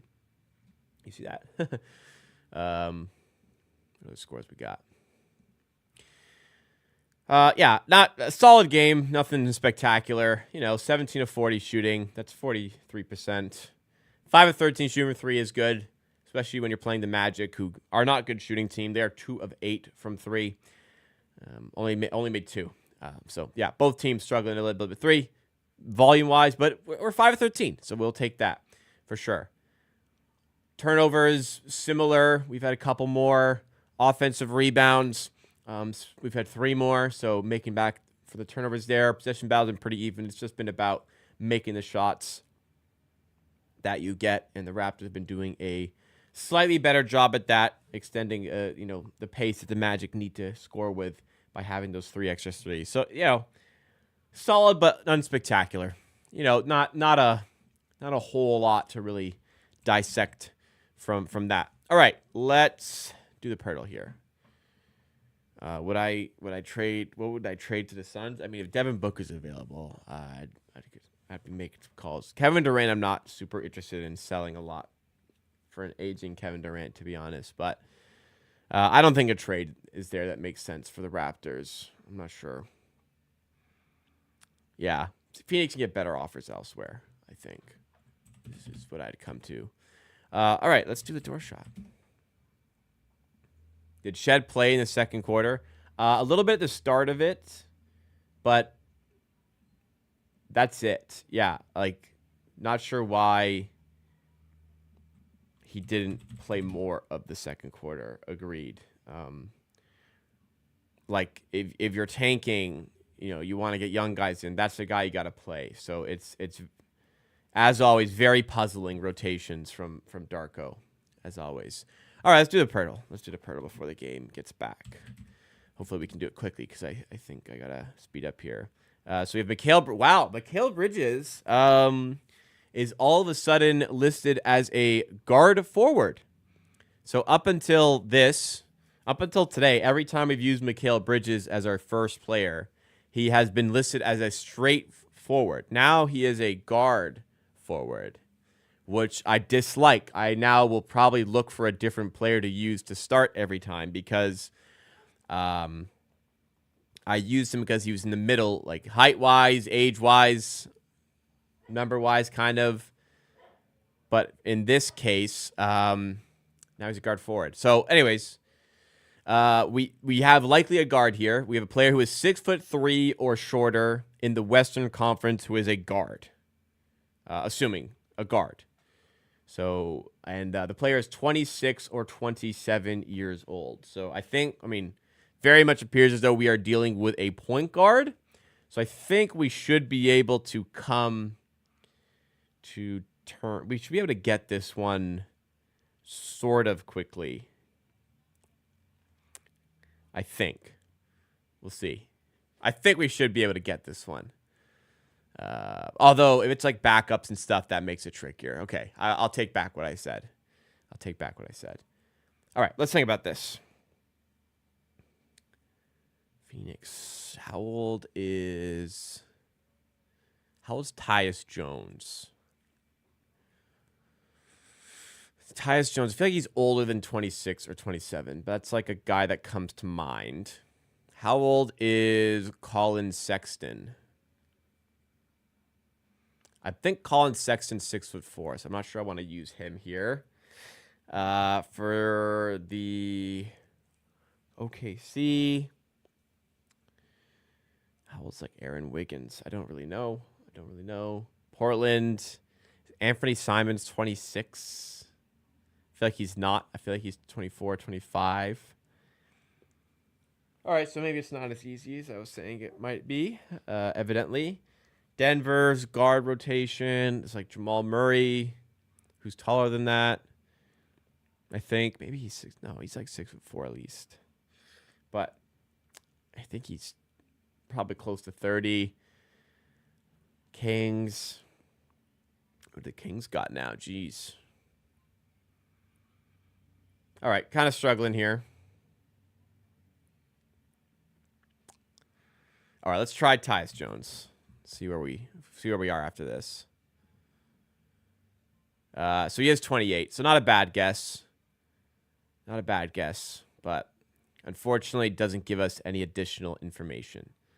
6'2" or 6'3" guard. It does not provide any extra information. So not a great guess in the end. I mean, it was a guess that had a chance to be correct, but doesn't give us much there. He is not in the Pacific, though, so we can avoid the Pacific Division. Worry about the Southwest or Northwest.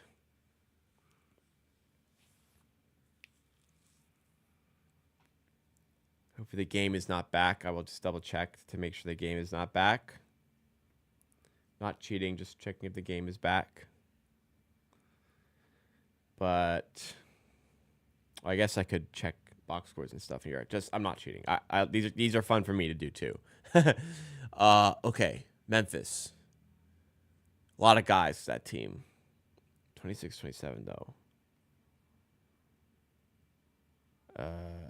Could it be? Is Luke Kennard old? We've used Luke Kennard before. Still halftime. We've used Luke Kennard before. I don't think it's Luke Kennard. I'm not thinking about shooting guards. I'm really only thinking about point guards. It could, in theory, be a shooting guard as well. But not a lot of names are popping up in my head. That's the problem right now.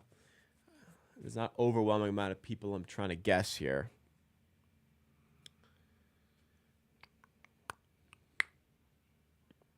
How is De'Aaron Fox now? De'Aaron Fox might be 27. Let's try De'Aaron Fox. Yeah, he's 20. Okay, so a good guess again, but unfortunately, still doesn't give us a lot. The player is 26. The player is 26 years old. Number 2 or 3. The player wears number 2 or 3 and is 26 years old in the Northwest. Okay. So we got a little something. The third quarter is starting. Okay. Let's get one more guess in. Number 2 or 3. 6'3". He's 6. Is Shea is taller than 6'3", is he not? Surely it can't be Shea. But he wears number 2. I'm gonna guess him, see if it helps. Okay, 6'6", yeah. Number 2 they wear. Okay, so we have to think about number 2 on different teams. Yeah, I thought Shea was 6'5", 6'6". Not a great guess, but a number 2 we have. Well, I'm in the game right now, so I will skip that briefly. I'm not going to cheat. Again, I don't want to cheat. For Winnie, hello, my name is Christian. What's going on? Welcome to the stream.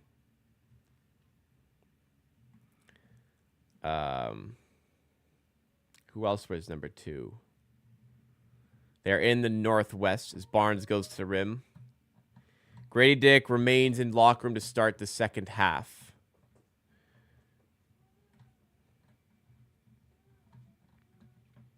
Wonder if 10-day guys are allowed to be on the Pirtle, because that would be mean.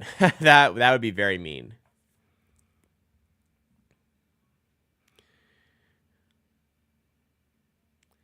Pirtle gets the miss. RJ bare for 3, and RJ's good night continues. Knocks down the 3 ball to get the Raptors scoring started after the Magic briefly took the lead. 51-49.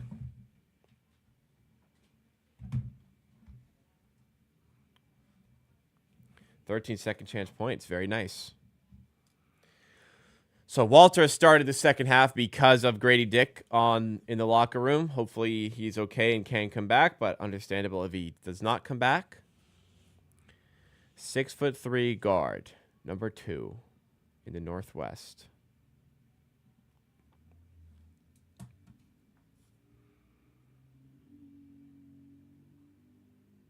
How tall? John Morant's like at least 6'4", 6'5". I don't think it's Ja. Does Ja wear number 2? He wears something like... I think he actually might wear number 2. Fuck, I don't know. I don't think it's Ja. Wears 12. He does wear 12. That's right. He does. Okay. Yeah. Nuggets, Wolves, Jazz. Oh, Colin Sexton wears number 2. It actually might be Colin Sexton. Colin Sexton wears number 2. I think it's Colin Sexton. Okay. It's Colin Sexton. Okay, I was right earlier, and I just didn't put it because I thought he was taller. That's tough. It was Colin Sexton, who I could have guessed 3rd, but waited. Okay, well, at least I got it in 5. Could have been better. First time I've got one in 5. Unbelievably. Colin Sexton was the guy.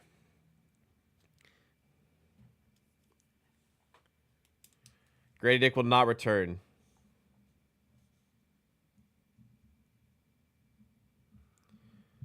Hopefully he's okay.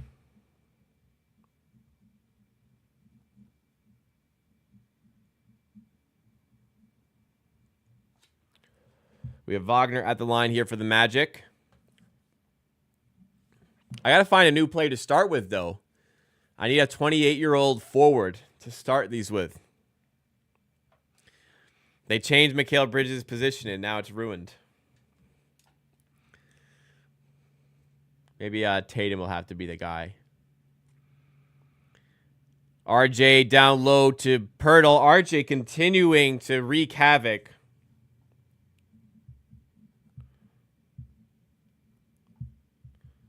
So really enjoying RJ.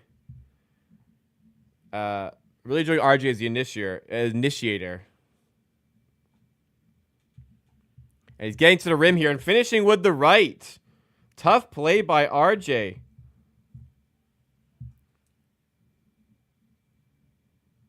This is RJ at his best. A somewhat rare big away performance from RJ, who is much better at home this season.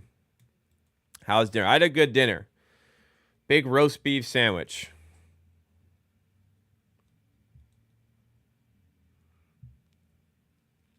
Barnes on 4 fouls now, so that'll be something to monitor. Don't foul out, please, Mr. Barnes. They're going to sub him out here, actually. So they want to have him for the end of the game.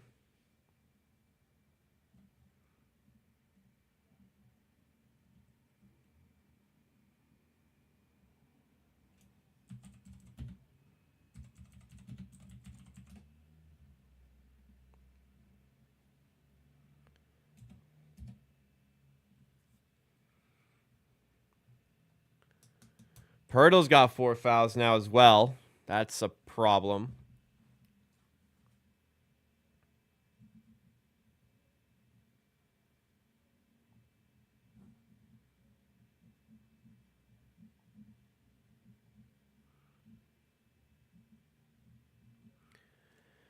Inbound by Orlando. Another foul is called as Wendell Carter made a 3. It's not going to count. But that's 14 fouls on the Raptors already in this quarter.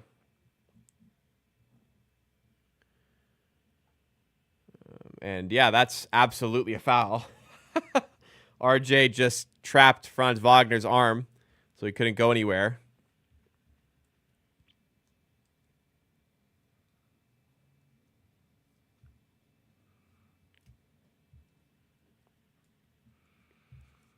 So the news coming out is that the Suns are preparing to trade Kevin Durant in the summer. 55-53 here. So actually, they're going to check if this 3 was released before the whistle. So they may count this 3 in the end, but they're just going to review and see. That was Wendell Carter shooting.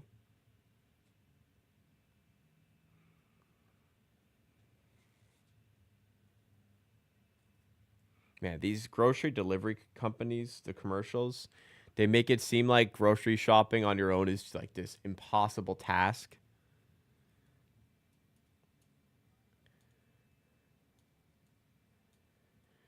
So, no basket. Side out for the Magic here.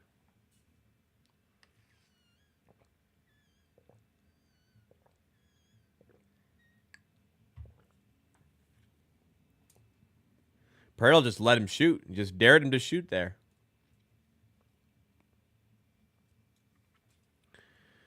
So side out, 8:58 to go in the third quarter.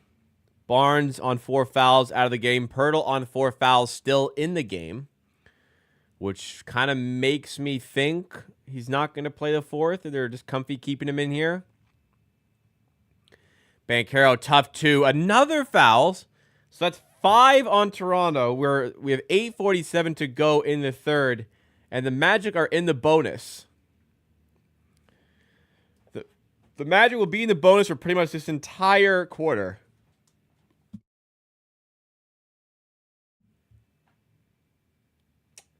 God damn.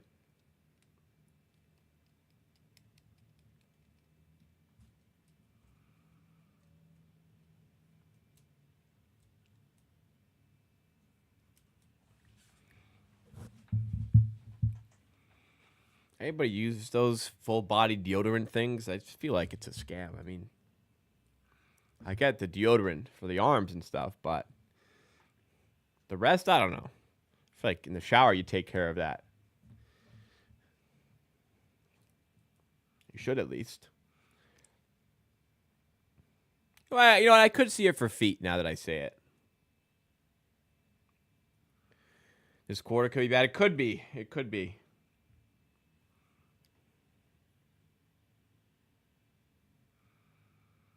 Quickly to Pirtle under the rim. Not quite under the rim, but with the right. Doesn't get the shot to fall.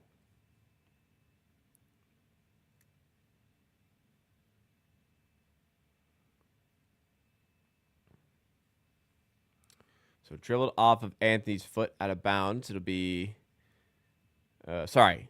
Pirtle got fouled as he went up there. So Pirtle will head to the line. I didn't realize Pirtle got fouled. Pirtle at the line makes the first free throw. 56-55. Raptors nudge themselves in the lead.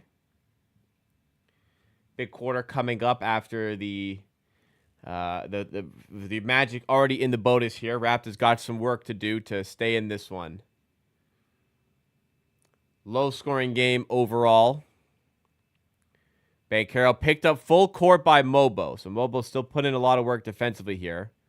KCP on the wing, steps inside for a mid-range jumper. Walter does well to keep him away. So it doesn't go. Barrett, other side.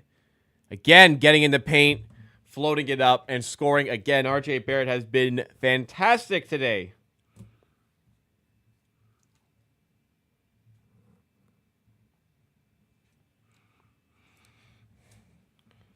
Making things happen. Corner three for Cole Anthony off the side of the backboard. Good close out there by Walter. Walter's been positive today. Both ends of the floor, man. I like it. Barrett has it again, initiating the offense. Kicks out to Quickly. Wagner defending him. Tough matchup. They get the switch onto KCP. And Quickly's going to look for a lane. And he's going to draw the foul and head to the free throw line.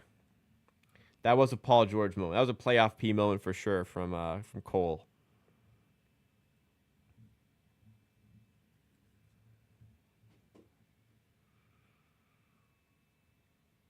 Quickly's upset about something. Are they going to call this on the floor or something? Is that... Oh, it's on the floor. That's why Quickly's upset. They call a foul on the floor. Okay, so it'll be on the floor. So side out instead of Quickly shooting free throws. Quickly to Mobo. Getting in the paint. Finding Pirtle under the rim, but too many defenders around for him to get the shot up clean. And it doesn't go. Other way, Wendell Carter hacked by Pirtle as he's going up. And that's 5 on Pirtle, so not a smart play there, really. I know he wanted to take away the 2, but that's Pirtle's 5th foul. Yeah, you can't be doing that, Yak. You can't be doing that.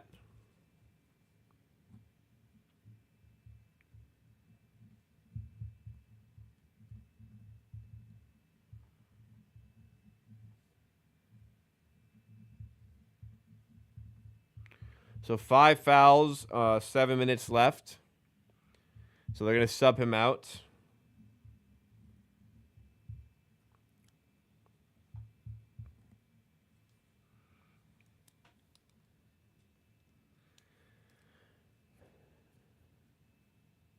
Yak is definitely taking the tank seriously today. 59-56. RJ dumps it off in the paint to Robinson, who fumbles the pass.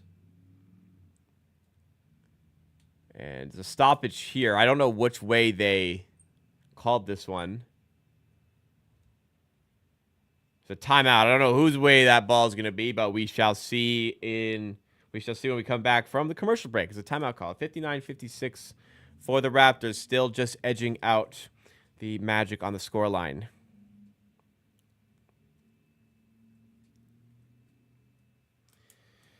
God, I mean, imagine injecting a top 3 pick. Top 3 pick, Brandon Ingram, Scotty Barnes, Jakob Poeltl, Emmanuel Quickly, RJ Barrett. Chance to, move guys and restructure the team as well.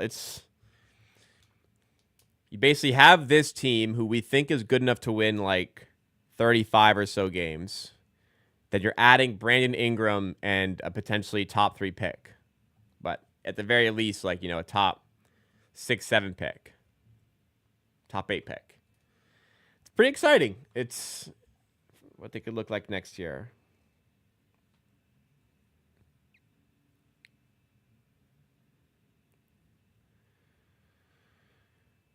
I don't know what it is about Barnes. Ronnie says they need a coach to hold Scotty accountable. Can't be this inconsistent game to game. He's been effective today. Scoring has been good, but I think he's been effective. But I do wonder how much of the lack of rim pressure is coaching, how much of it is just Scotty. I'm not sure. I don't know what that dynamic is, but it was a little frustrating watching him settle for these jumpers when we know that's not going to be his game.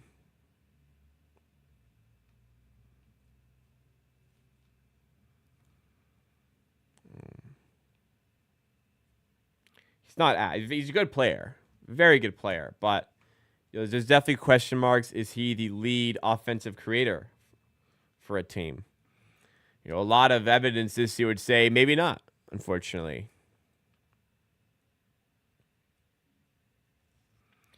If the Raptors have the fifth worst record, how far can they fall in the draft? So if you're fifth, you have a microscopic chance of falling to ninth, a small chance of falling to 8, a big chance of falling to 7. Very unlikely chance to finish exactly 5th. But decent chances to go in the top 4. Here, so 0.6% chance at 9, 8.7% at 8, 26.7% chance at 7, 19.6% chance at 6, 2.2% chance at 5, then 10.5% chance at basically all the spots in the top 4. 59-56. Back from commercial. The Raptors miss out of the timeout, and Orlando has it.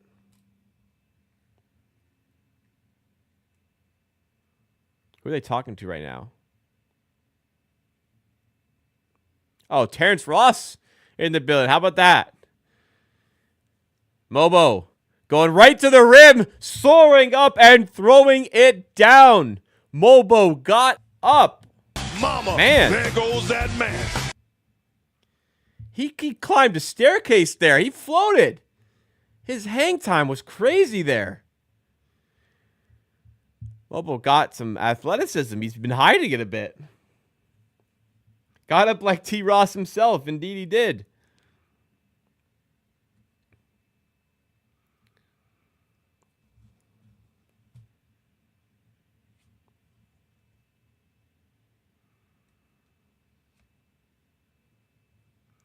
Robinson trying to wrestle the rebound away from Howard, but he's tied up. It'll be a jump ball. I feel like Robinson kind of had that, but 5:47 to go. Show this Mobo play. Wow, what a dunk.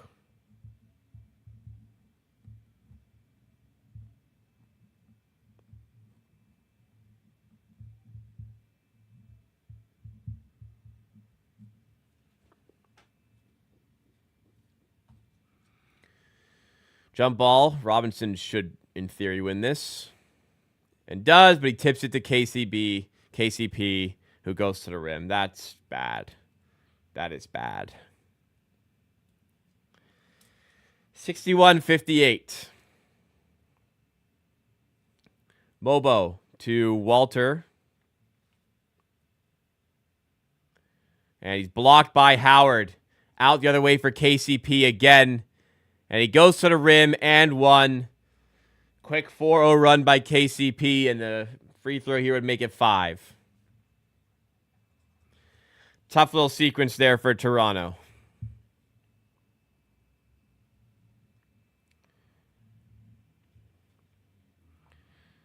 How did that happen so fast?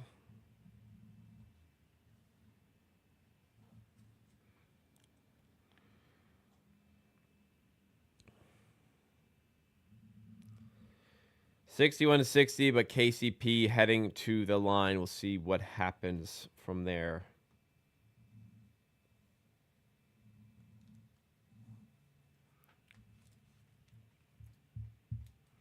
The tank be rolling in the 4th? I don't know. I don't know what to expect. Pirtle might play in the 4th now because he hasn't played much in the 3rd, so I think that'll help us actually in a way. I don't know if he wanted to bench him again for the 4th. Barnes back. I don't know. It's kind of hanging in the balance right now. I would suspect the Magic are favored live. I think the Magic will win from here, but it's not by a lot. What is the live line here? A live line's 3.5 in favor of Orlando. I think that's fair. Since the first quarter, they've been the better team. If LeBron scores 18 points, he gets to $50K tonight. Wow. Really is quite a special talent, man.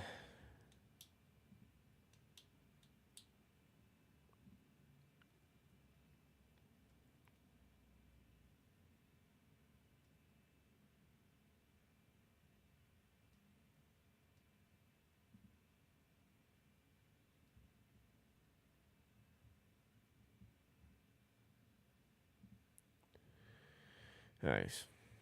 Billy, what are we talking about? Oh, 50K points. Whoa. Arctic Fox commercial? Yo, I swear this is like a big throwback commercial.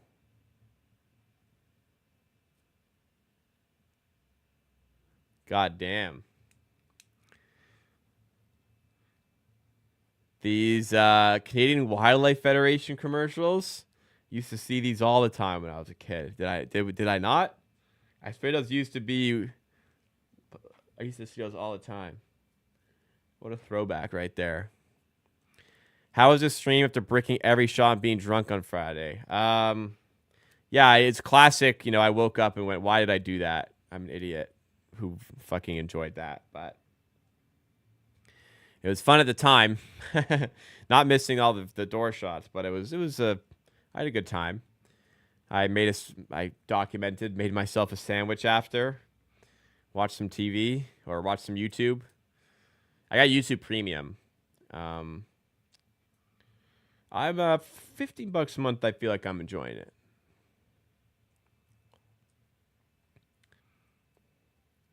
Shed over half court.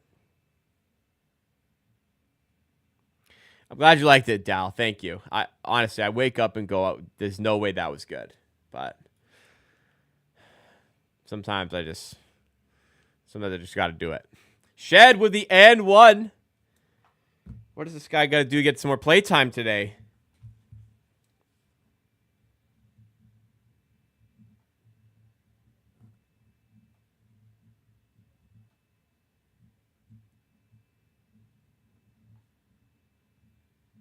Makes the free throw for the and one. Not sure why he's getting all these limited minutes. Thought it was a free countryman, can't get plastered for his people. Well, I can. It's just I wake up and feel like it's garbage content. Well, I'm glad you liked it. Thank you guys for reassuring me that it was an enjoyable stream.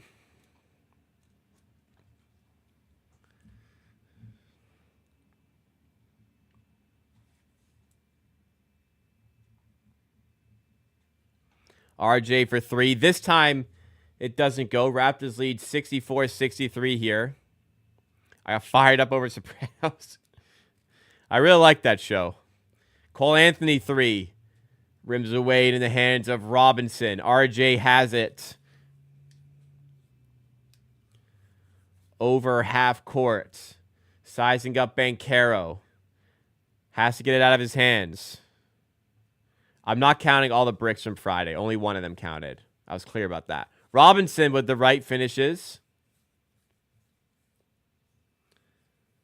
Robinson played well today. Solid game.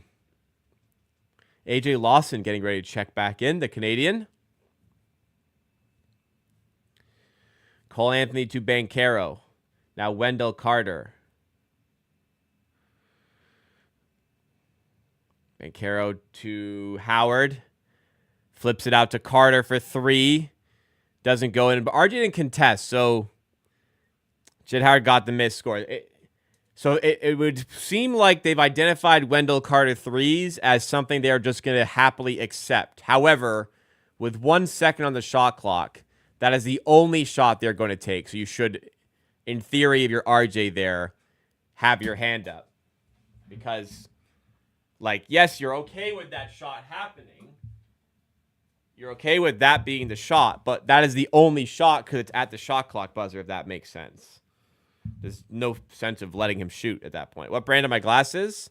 These are Gucci, believe it or not. I don't have my glasses to confirm if this is in focus.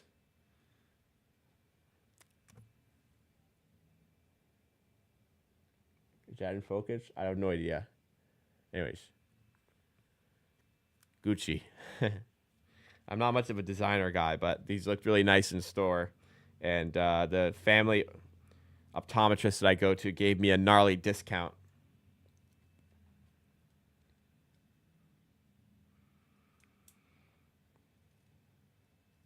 I think I paid like...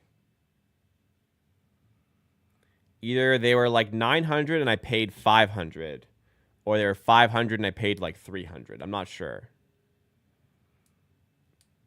I feel like I paid like 500 for them, but I really like them.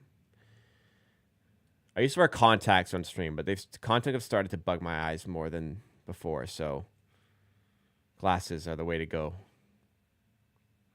Black in mid-range is fouled, so he'll go to the line with a chance to tie. Raptors have done a pretty good job of not sending Magic players to the line despite 9 minutes in the bonus.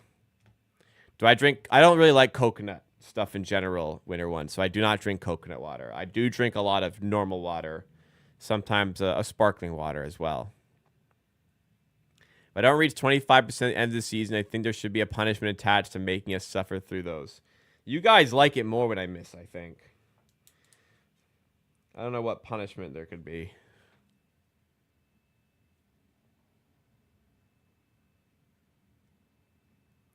Anthony Black at the line for Orlando makes the free throw and ties up the game at 67. Barnes is back in the game here.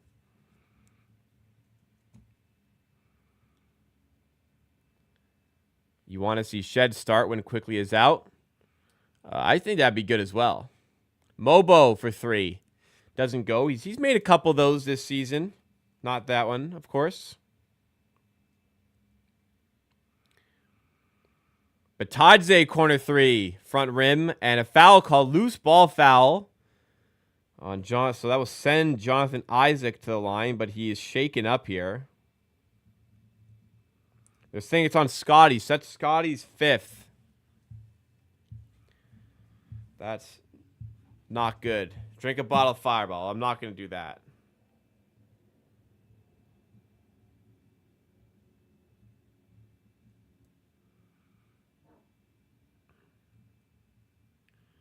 So we may have Barnes foul out. We may get Pirtle fouling out here. Let's see replay here. So the 3 went up. Barnes came in behind him. That's pretty soft call. I think they're going to review. That was a pretty soft call, to be honest. Wonder if they'll think about challenging. So in this instance, it might be worth taking a gamble on a challenge just because like you have Barnes in serious foul trouble here.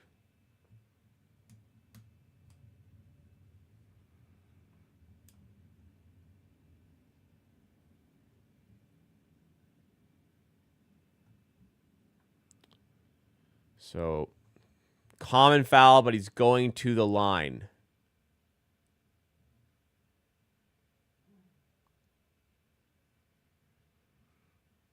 So they could challenge and get this foul changed to Mobo, I think, at the very least, but it doesn't appear they want to challenge this.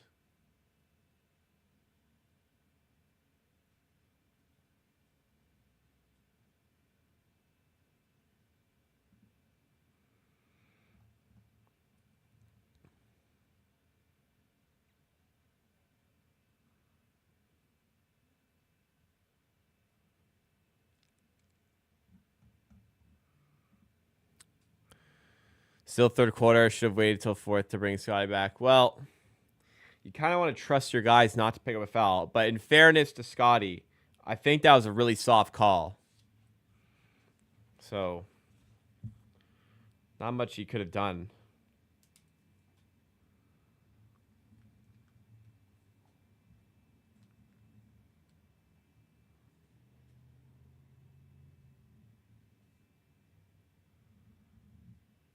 So Barnes is going to come out, sensible.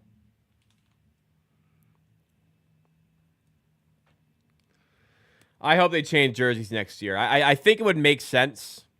Kind of a new era for the team.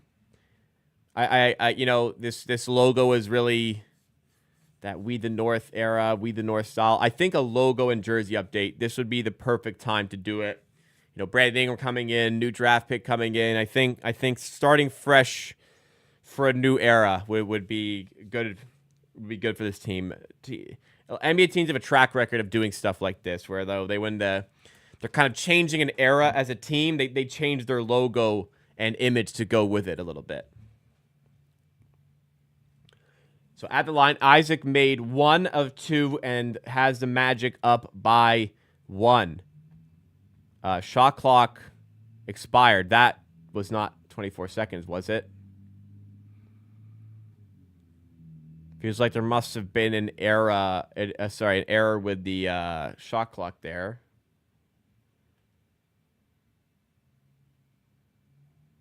So I think they're going to give us 14. Okay. I don't mind the logo, but, you know, they're going to change their jerseys, which I hope they do. I mean, not the worst idea to change the logo as well. Quickly has it. In the corner to Mobo. Trying to step inside past Isaac. Kicks out to Lawson. Now Shed. Quickly. Dump off to Robinson underneath the rim, but he's fouled.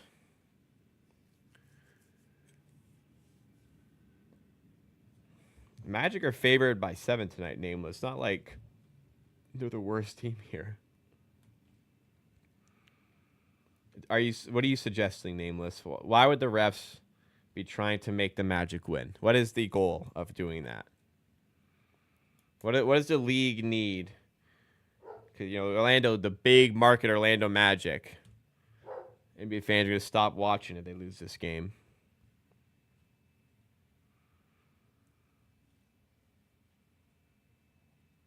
Joey has more minutes than Grady. Well, seeing as Grady is out for the rest of the game with an injury, it makes sense.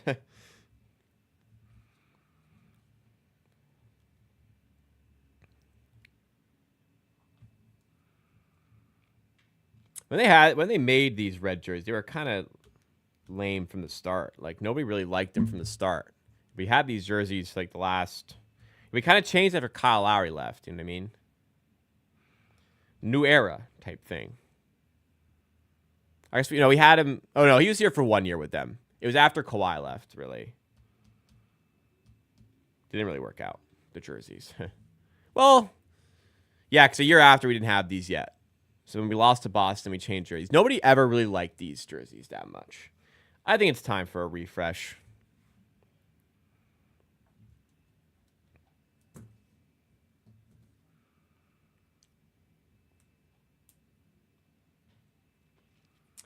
$71-69, Jamal Shed having a good game. He is at the line.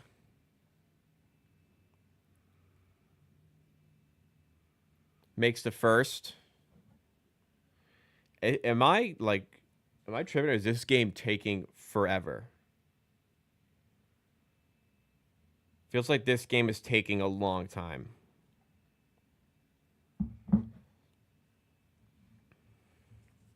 Oh, man, I saw those fouls, Nameless. RJ grabbing Franz Wagner was pretty obviously a foul. There's some obvious fouls in there.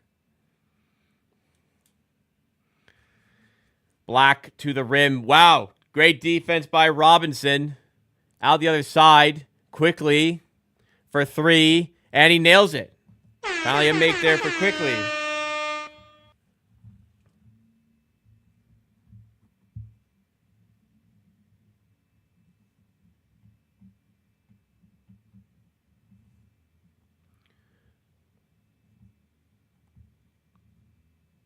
They were playing well despite having to go through so many players.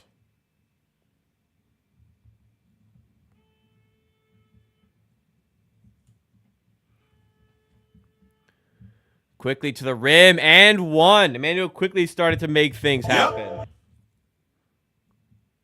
But yeah, good game from Robinson. I'm enjoying his performance tonight. This more promising game that could lead to a look in the summer for sure. What are you suggesting, Nameless? What are you suggesting? Why are the refs, in your opinion, manipulating the game to favor the Orlando Magic? Why would they do that? Mobo with a steal on the full court pass there by Orlando. Robinson too quickly. Okay, Tony Brothers, bad ref, sure.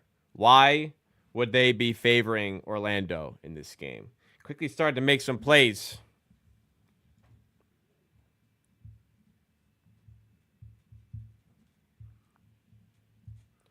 Tony Brothers Bad ref. Okay, so that doesn't answer my question. Why would they be favoring the Orlando Magic? Answer the question. The refs are trying to help us with our tanking. Okay. I disagree. I think that's fucking stupid, but okay. You think the refs are making bad calls against us because they want us to get a better draft pick. I think if you believe that, I think you're a fucking idiot, to be honest. You think they're trying to keep Orlando close to Miami. Why? Like, why would they want to do that? Like, that makes no sense. Why would they care about where they are in relation to Miami in the standings? Why the rest ever help Toronto? They wouldn't.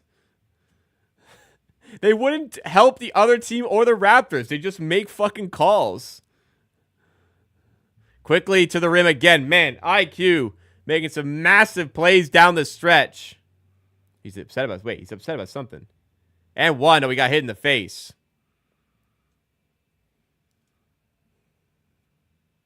Wow, quickly, jeez. Okay, LOL. Yeah, like, useless fucking takes, man. You got no way to back. Yeah, or they want Orlando to stay close to Miami standings. You cracked the code, man. You got him. The NBA exposed, dude. NBA exposed for wanting Orlando to be close to Miami in the race for a home seed in the play-in tournament. What are we talking about, man?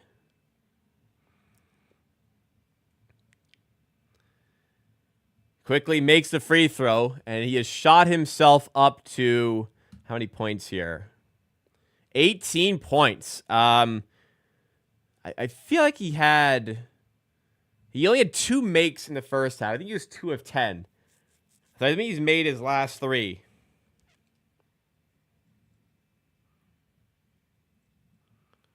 Who knows why? Yeah, the refs are out to get us. You've opened my eyes. All right, I got to quickly run to the bathroom. And I will head to the bathroom. When I come back, we got the fourth quarter. Get ready for the fourth quarter. Boucher is on the bench. Yes, a DNP currently. And it looks like it will stay that way. Drop a like while I'm gone, everybody.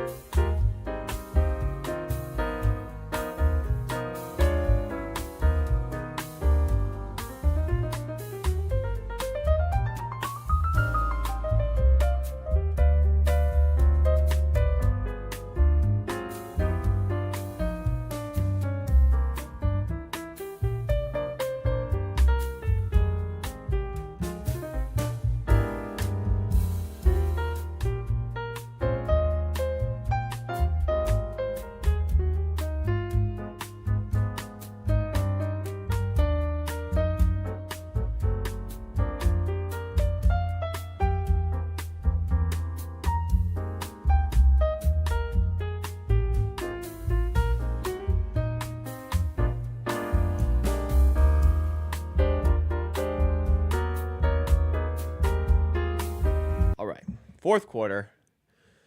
Raptors taking on a big lead as IQ. I was just about to mention IQ makes it right there, an 11-point game. IQ ends the quarter fantastically and blew the game open in favor of the Raptors here. So we'll see how this one finishes.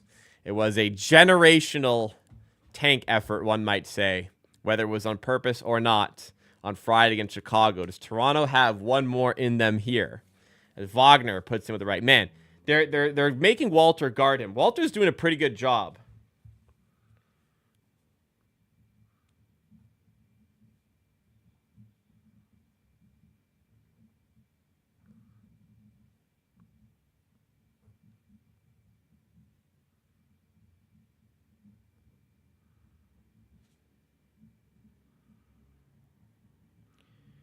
Like, I know Wagner's still scoring past him, but I feel like Jacoby's playing him pretty well. So, good little test for him today. I like it. I like it. Well, Walter's playing well tonight. He's had some tougher games offensively as of late, but today it's been good for sure. Quickly is looking for a heat check, I think, right now. He's hunting it. Gets the double, goes inside to Pirtle, who gets the end one. Another great play by Quickly.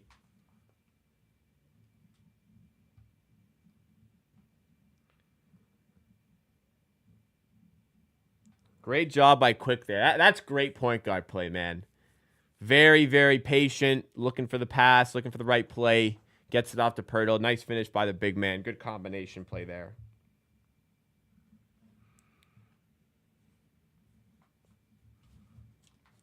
Pirtle at the line. Gets the bounce on the free throw. Wraps up 12. Largest lead, I think.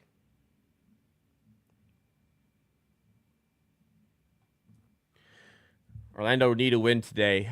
Oof. Refs are doing their best to help them, but yeah. That Miami-Orlando play-in tournament first-round matchup going to break the NBA. Refs better get a hold of this one before Toronto wins.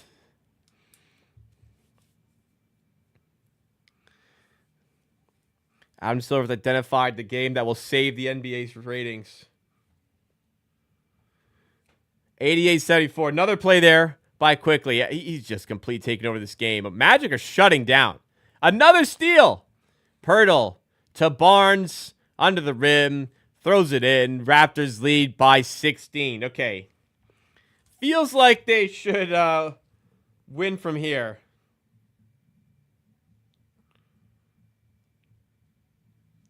And they got them again on Tuesday in Orlando, by the way. So players get a little bit of sunshine while they're on this little away run of games. We got Orlando twice. Well, then they go to Utah. But Orlando twice. And then they have Wednesday, Thursday off. I wonder if they'll come back to Toronto for those, but who knows. I know we were up 16 last game. I think we may have been up 17. I think we were up like 91-74 in the fourth or something. Could be wrong. I was a little incapacitated, we'll say.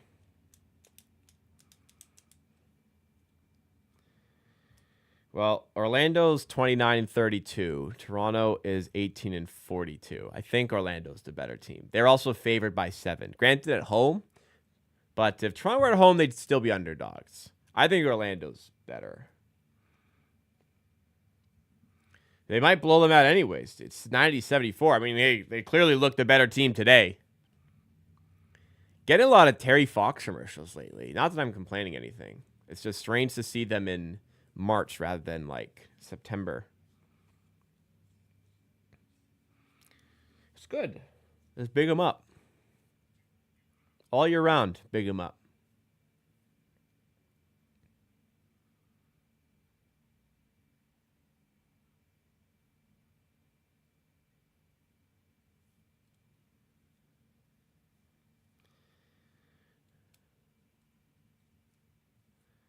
Well, I don't know what I want. I don't really care if they win or lose, to be. I mean, I kind of want them to lose, but I'm enjoying that they're playing well, for sure.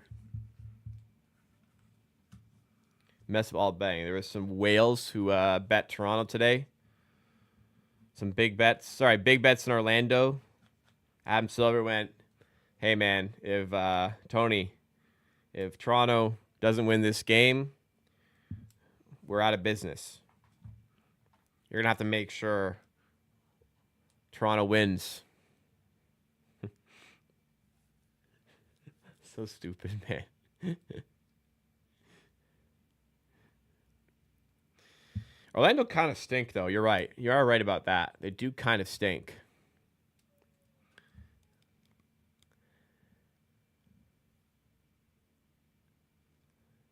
What's Banchero tonight? 10 points. Only -2.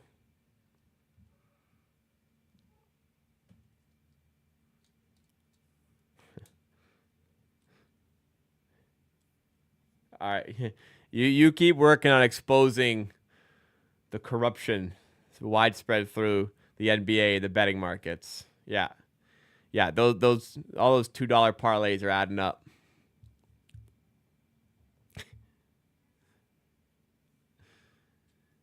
Off-ball foul by Wendell Carter. So Raptors have it side out again, and they are really taking over the fourth quarter here.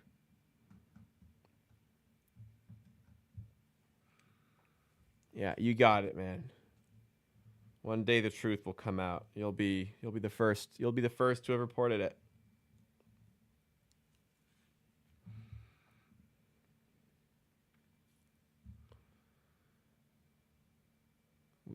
Quickly off the glass and in again. Man, what has possessed this guy in the second half? 24 points now, 8 of 17 after starting 2 of 10.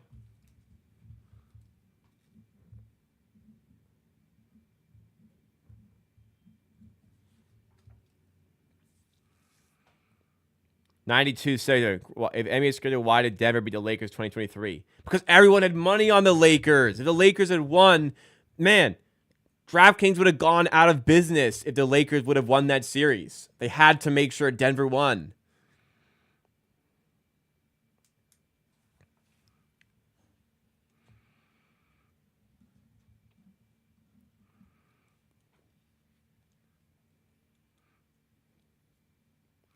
When the corruption scandal hits, this will be on the file in the files. Orlando versus Toronto, March 3rd or March 2nd, 2025. Tony Brothers made calls to ensure the Raptors would lose.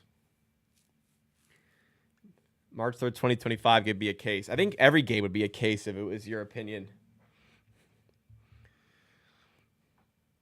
Raptors up by 15, by the way. Pirtle underneath, throwing it down. Orlando are a mess, bro.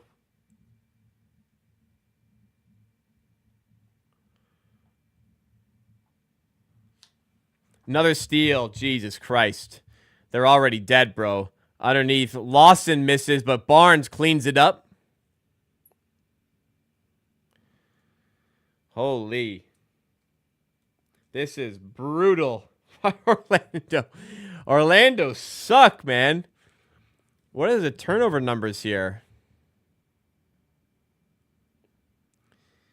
12-9. Feels like way more. But dominating the possession battle right now. +6 on offensive rebounds and +3 on turnovers.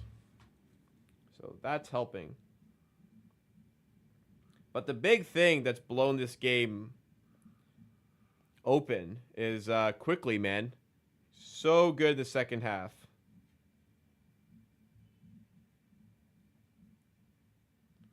Like complete polar opposite to his first half performance.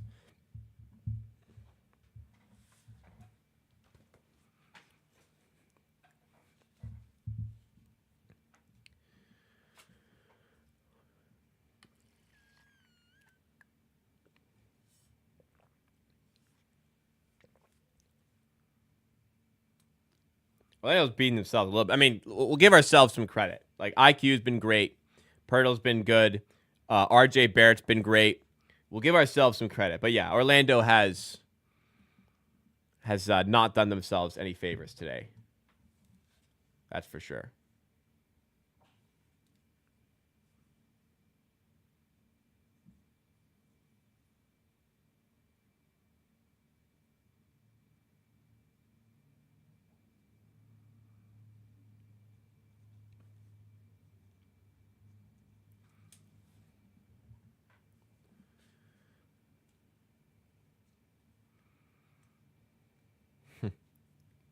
All right, man. DB. Great. They're wrong like 999,999 times out of a million. But that one time makes you think that the rest could also be true.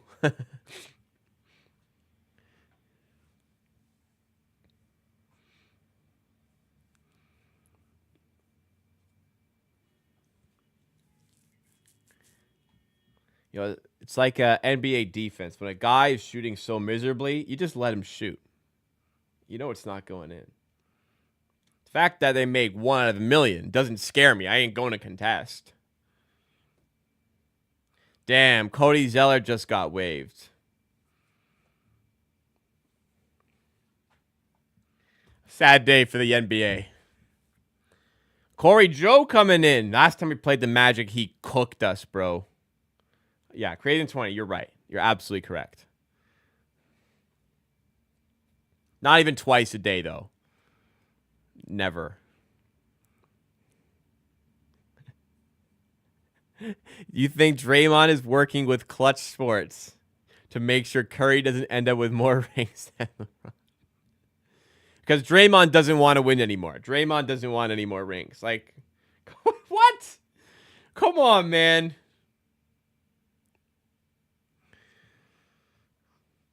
You know how full of himself Draymond is? Like, you think he would deny the opportunity to get another ring?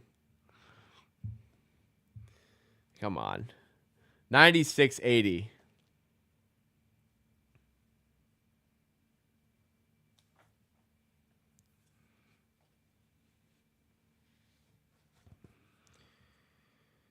Oh, boy. A carry call. I missed that. Reacting to this nonsense. No updates on Grady. There hasn't been a direct diagnosis on the injury be reported. It's just that he's out for the rest of the game. So likely head issue, but could be knee as well, given how he was holding it when he went down. More likely than not, it's head injury or concussion protocol, things of that nature. Another turnover by Orlando. They are crumbling in front of their own fans here. Toronto, too good today. Well, I mean, they did lose to the Chicago, so we'll see. I laugh. What else can explain him getting himself suspended in the championship and then picking fights with both KD and Poole to run them out of town? How can I explain that? So I think it's more plausible that Draymond Green is an idiot rather than him discreetly working with agency to ensure LeBron has more rings than Curry. I think it's more plausible Draymond Green's an idiot. Now, call me crazy, but I think Draymond Green's an idiot. And that is certainly the more believable side than sabotaging the Warriors from within. You know, I guess there's no way to disprove your theory, which immediately makes it plausible. RJ going to the rim. It's 98-83 here. So a big reason why the Bulls came back late was no Pirtle in the late stages of the game. And today we'll see if he comes back. Pirtle is on 5 fouls, but got left out there on 4. So I wonder if he will come back on 5. I did not make the door shot, no. Draymond's like very full of himself, and I'm sure he would love to add championships to his resume. So to think he would try and hurt himself from getting more championships is ridiculous to me. Is water wet? No, I did not make the door shot. Is water dry? Is more a better one. You're at the game against the Bulls. That was a tough one. I was at the other game against the Bulls, which was also tough. Right, you did say you're in Chicago for that game.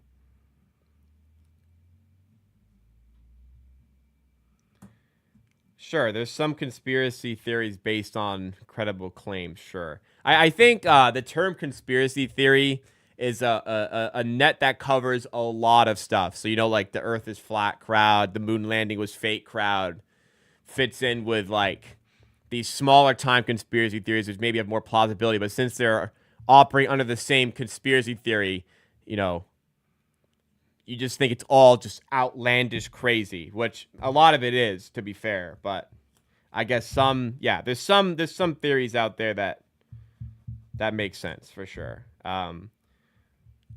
Tony Brothers trying to fix this game so Toronto loses is not one of them.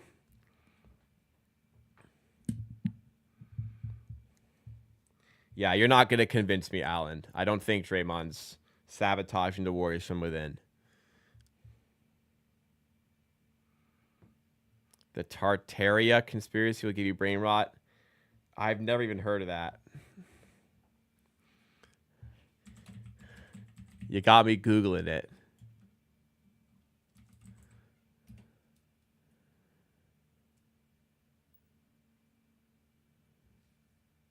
Oh, a lost empire.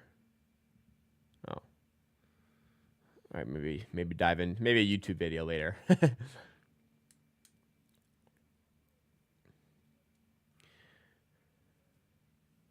Yeah, we'll see. The documentary comes out in 20 years about Draymond fixing things for LeBron. An ancient empire from Ireland ruled the world. Like, we have so much information on these ancient civilizations. Yeah, whatever.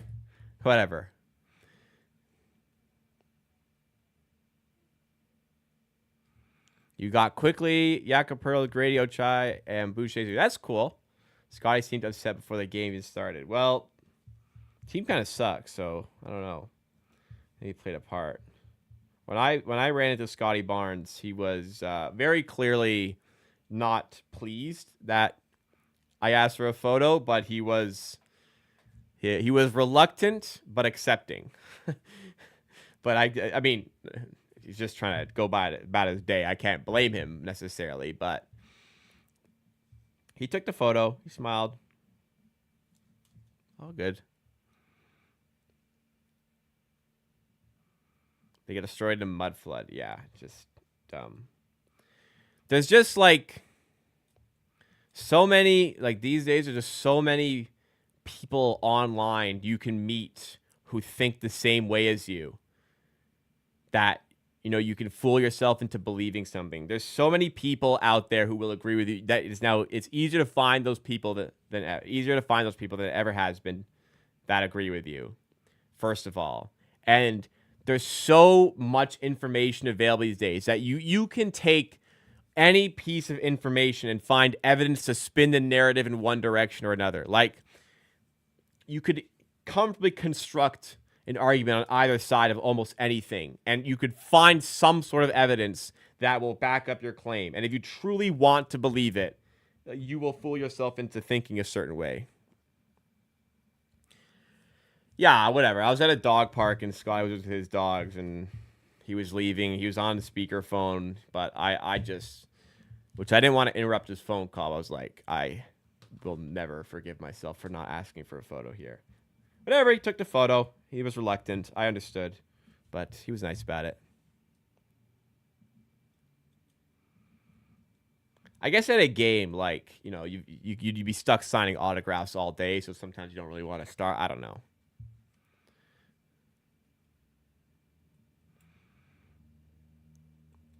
I'm sure, Alan, if you wanted to search for it, you could convince people. And I tell you, if you made a video about it, compelling YouTube video, you could probably get some people to believe it. Listen, if people believe the Earth is flat in 2025, like, people will believe anything, man. How's your luck? Did he give it a look? Like, look, he wanted to go about his day.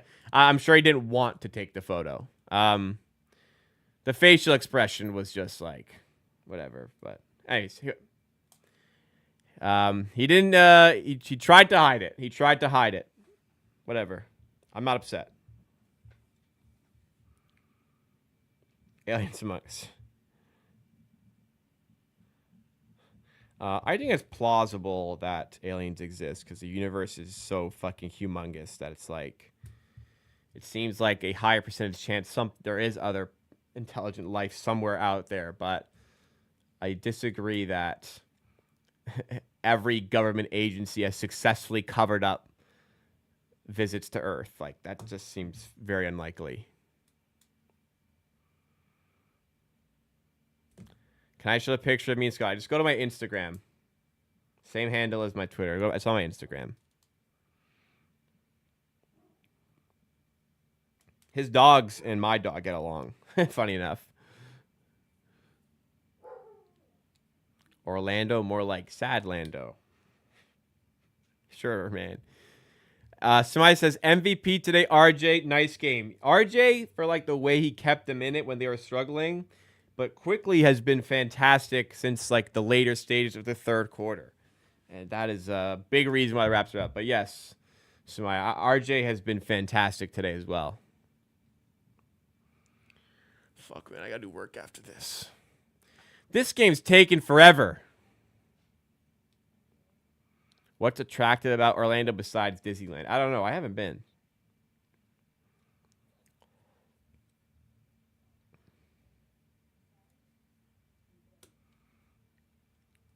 Corey Joe fouled there.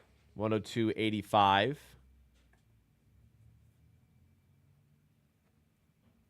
Orlando.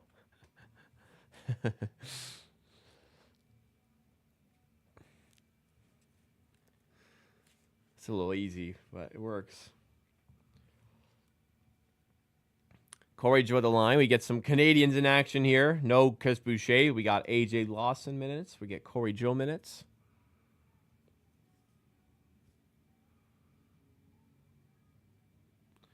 Corey Joseph makes both free throws. 102-87. Wrapped up 15 with 4:13 to go. Feels like they should have enough juice to win this comfortably. Orlando's Disney World. Okay. Corey's like, yeah, he torched us when Orlando were in town a couple months ago. Knicks versus Miami game started same time as this game. It is in overtime with 40 seconds left. I guess a lot of calls. A lot of foul calls. Because, you know, Adam Silver wants that Miami-Orlando first-round play-in tournament matchup, apparently.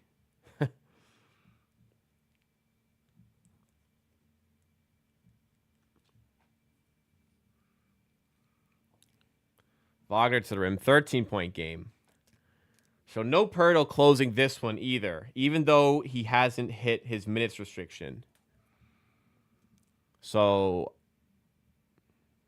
oh no, he has played 26 minutes. Okay, fair enough. Pirtle's played 26.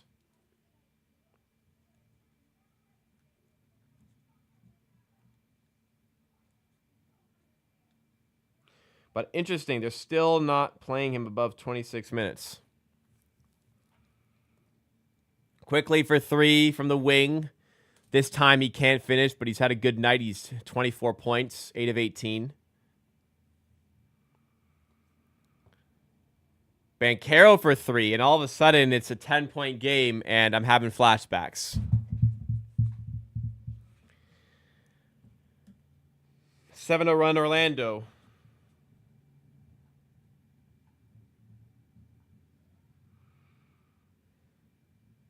Good take there by Scotty.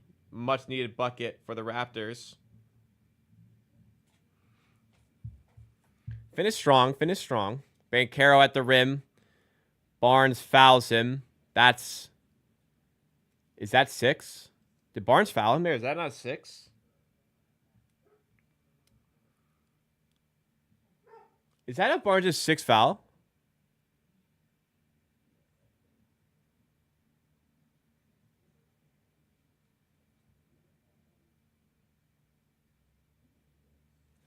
Am I tripping, or is that not Barnes' 6th foul? He's got 5 now. I swear he got it. Unless they changed it when Mobo should have gotten the foul. I'm not sure, but he's still on.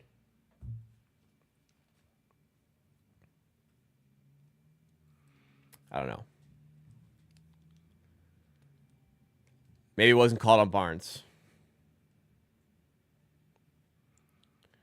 10-point game, 2:40 to go. I mean, it's not wrapped up yet, is it? Quickly. So he had 5 earlier. So I guess that wasn't on him. It looked like Barnes got that foul. I don't know, man. I guess not. Robinson to Quickly. Puts it on the floor. Kick out to RJ. And they call 3 in the key on Robinson. He gets hit with that like once a game. That happens too much. It was a Robinson foul. Okay. 2:15 to go, up 10. 3 kind of blows this one open again. But Barnes, good defense, and forces the turnover from Goga.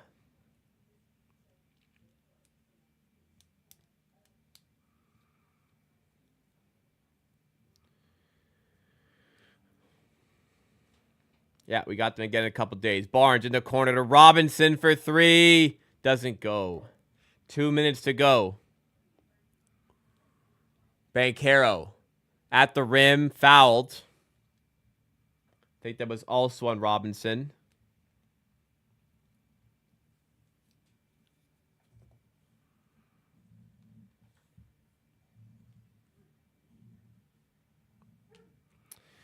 Yeah, I see what Al Willie's saying. He's like, clock's winding down.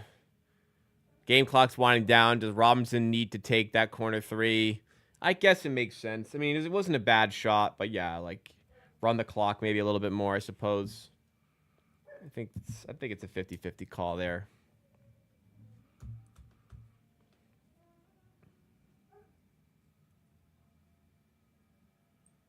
So Banchero misses. It's a boost for the Raptors, who are closing in on a win here.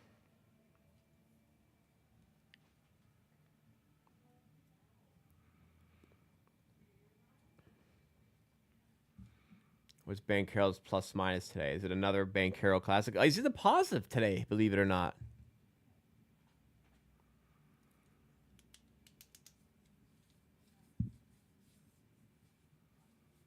Sheridan, I don't know what you're trying to say, but I think you're saying something else by accident, dude. Quickly. Going past Corey Joe. Can't finish at the rim. 9-point game. Orlando's on a run here. Wagner has some space for 2. 7-point game. Kind of tight here. 1:20 to go. It's not quite done yet. Toronto finding it difficult to score.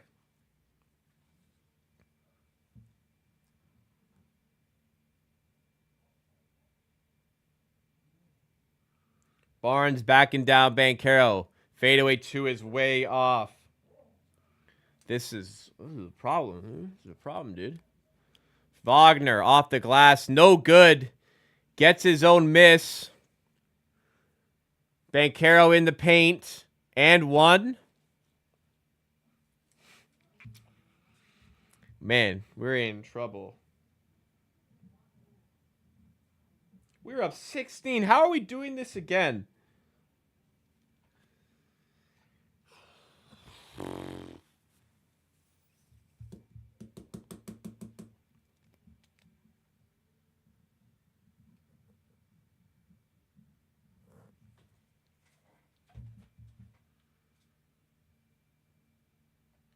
Robinson fouled out, so do we get Pirtle back now?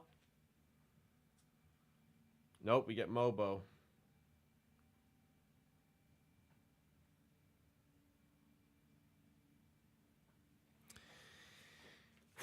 Wow, this would be brutal. If we lost 2 of these games in a row, this would be brutal.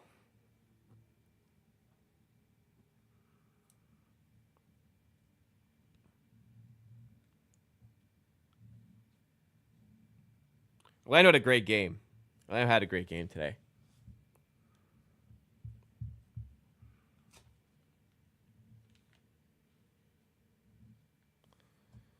All right, Banchero at the line to make it a 4-point game.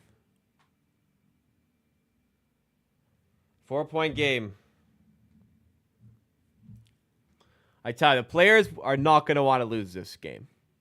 Whatever your opinions are on tanking, the players are not trying to lose this game. So it has gone from a 16-point game. I think it was 96-80 at one point.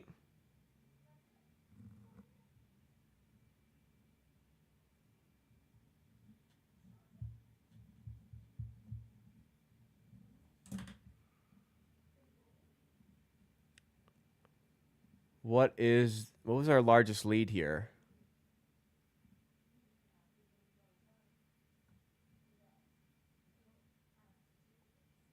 Largest lead was 19. And we might fumble this one.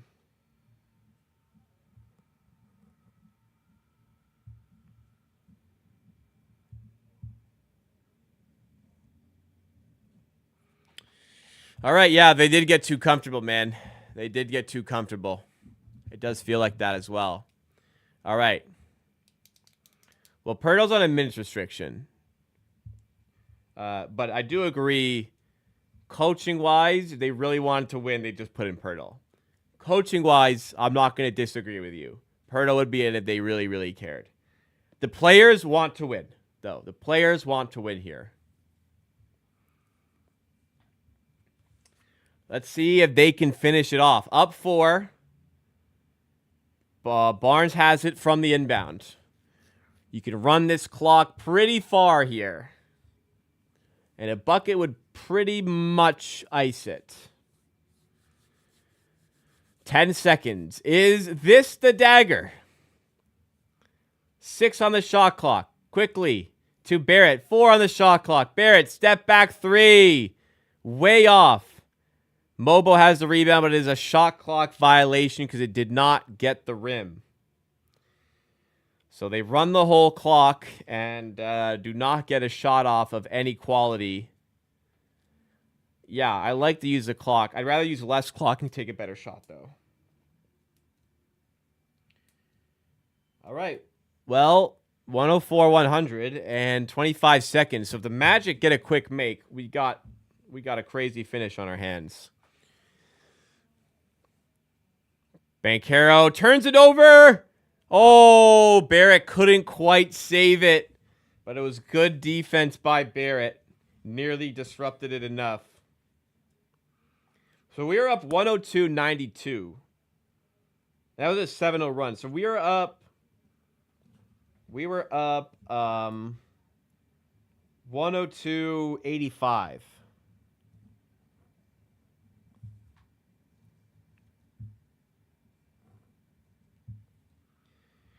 And now we're up 104-100.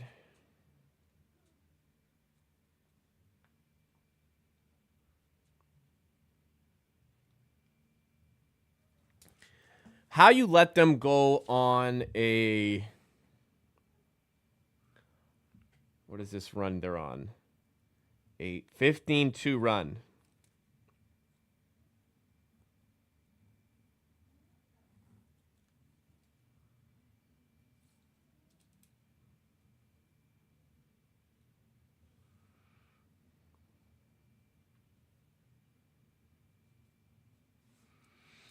Oh, they have it on the screen now. 15-2 run the last 4 minutes, 17 seconds. These are the games that Brandon Ingram would be very important for. That is for damn sure. Okay, well, time to fix up. Up 4 with 15 seconds left. One stop will probably be enough to win.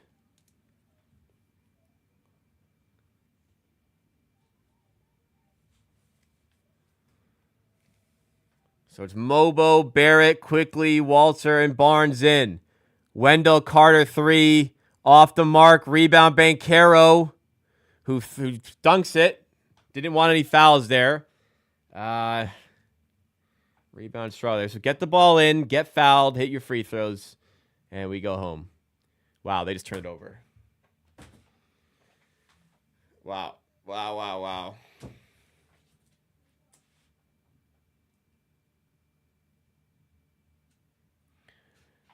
Wow.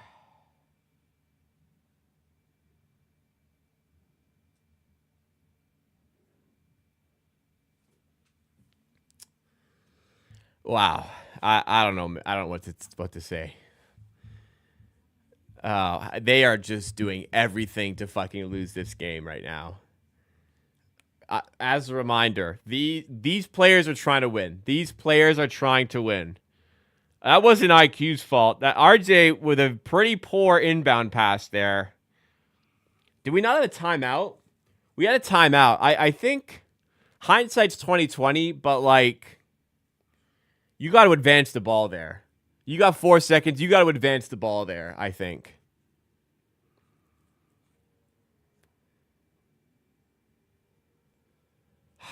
That's not good, man. That is not good. I don't think people understand that the players are not tank. These guys are trying to win. Say what you want about, like, you know, sitting Pirtle for this, but the players are absolutely trying to win right now.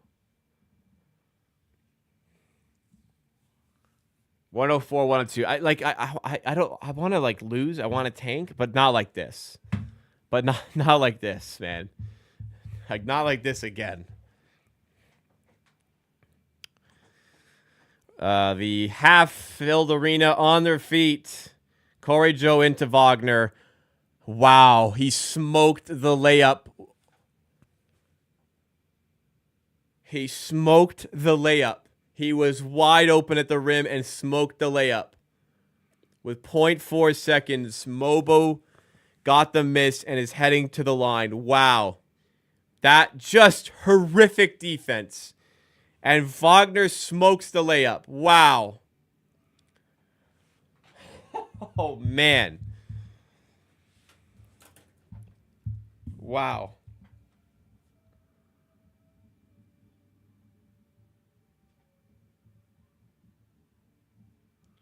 So they're going to look to see how much time is left.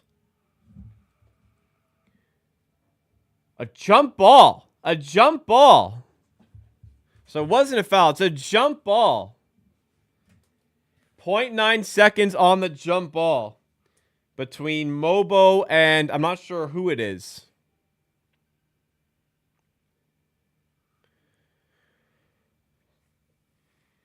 I mean, Mobo just has to tip this away from everybody and end the game. Mobo just needs to... It's Mobo and Corey Joe. Mobo just needs to bat this forward. Just bat this down the court, man. Just throw it forward, man. Hit it forward like volleyball. No way, my stream's buffering right now. All right, we're good. Yeah, Mobo, just fucking smack this thing. And he tried unsuccessfully, but that will do it. I mean, look at the reaction from the Raptors players. Again,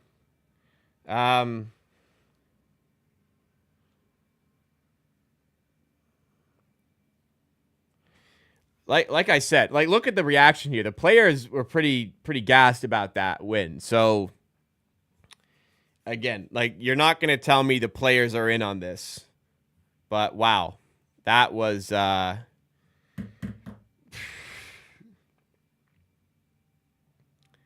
don't know what to feel. I don't know what to feel because on one hand, yeah, losing is better. On the other hand, you know, I don't want them to blow a 19-point lead. I don't want them to blow a 17-point lead by giving the Magic a 19-2 run to end the game.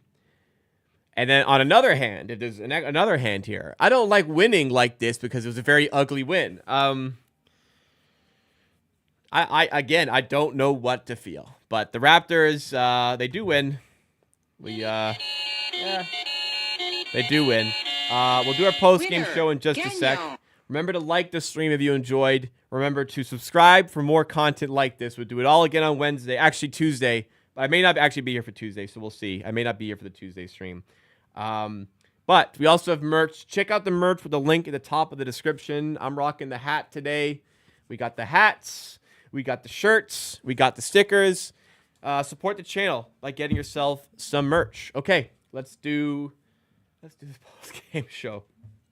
Well, lightning almost strikes twice. The Raptors blew a massive fourth quarter lead 2 nights ago against Chicago and nearly did the same here today. Orlando finished the game on a 17-2 run and should have made it 19-2 to send this game to overtime. We'll break down how it all happened in tonight's post-game show. So, yeah, just crazy. Kind of felt like when the Raptors were up 102-85 with like 4 minutes left in this game, it kind of felt like, okay, we're not going to blow another big lead. There's just not enough time for it to happen today, and no way we're going to do that again. But it almost happened again. Orlando quickly went on a 7-0 run, then eventually made it a 15-2 run, and then made it a 17-2 run to turn a 102-85 lead for the Raptors into a 104-102 lead. And then when they made it a 2-point game, on the inbound pass, the Raptors turn it over with 5 seconds left to give the Magic another opportunity, and Wagner smokes an open layup off the inbound, and the Raptors survive and get over the line. And again, I don't know how to feel about this, because we all understand tanking is the more important thing for this team to do right now. But you also don't want to lose like this, like they did in Chicago. But you also don't really want to win. And if you win, you don't want to win by playing like ugly in the closing stages. So I don't know what to feel. Ultimately, I think if they did lose, I think you'd get over it and it would help with the tank. But the end of the game kind of ruined what was really positive second half, especially for Emmanuel Quickley and RJ Barrett. RJ Barrett had a great game throughout. So there were a lot of really good things about this game for the Raptors. Like, look, they were 7-point underdogs, ended up winning the game outright. That's impressive and probably should have blown out the Magic. Just the ugly finish kind of ruins it.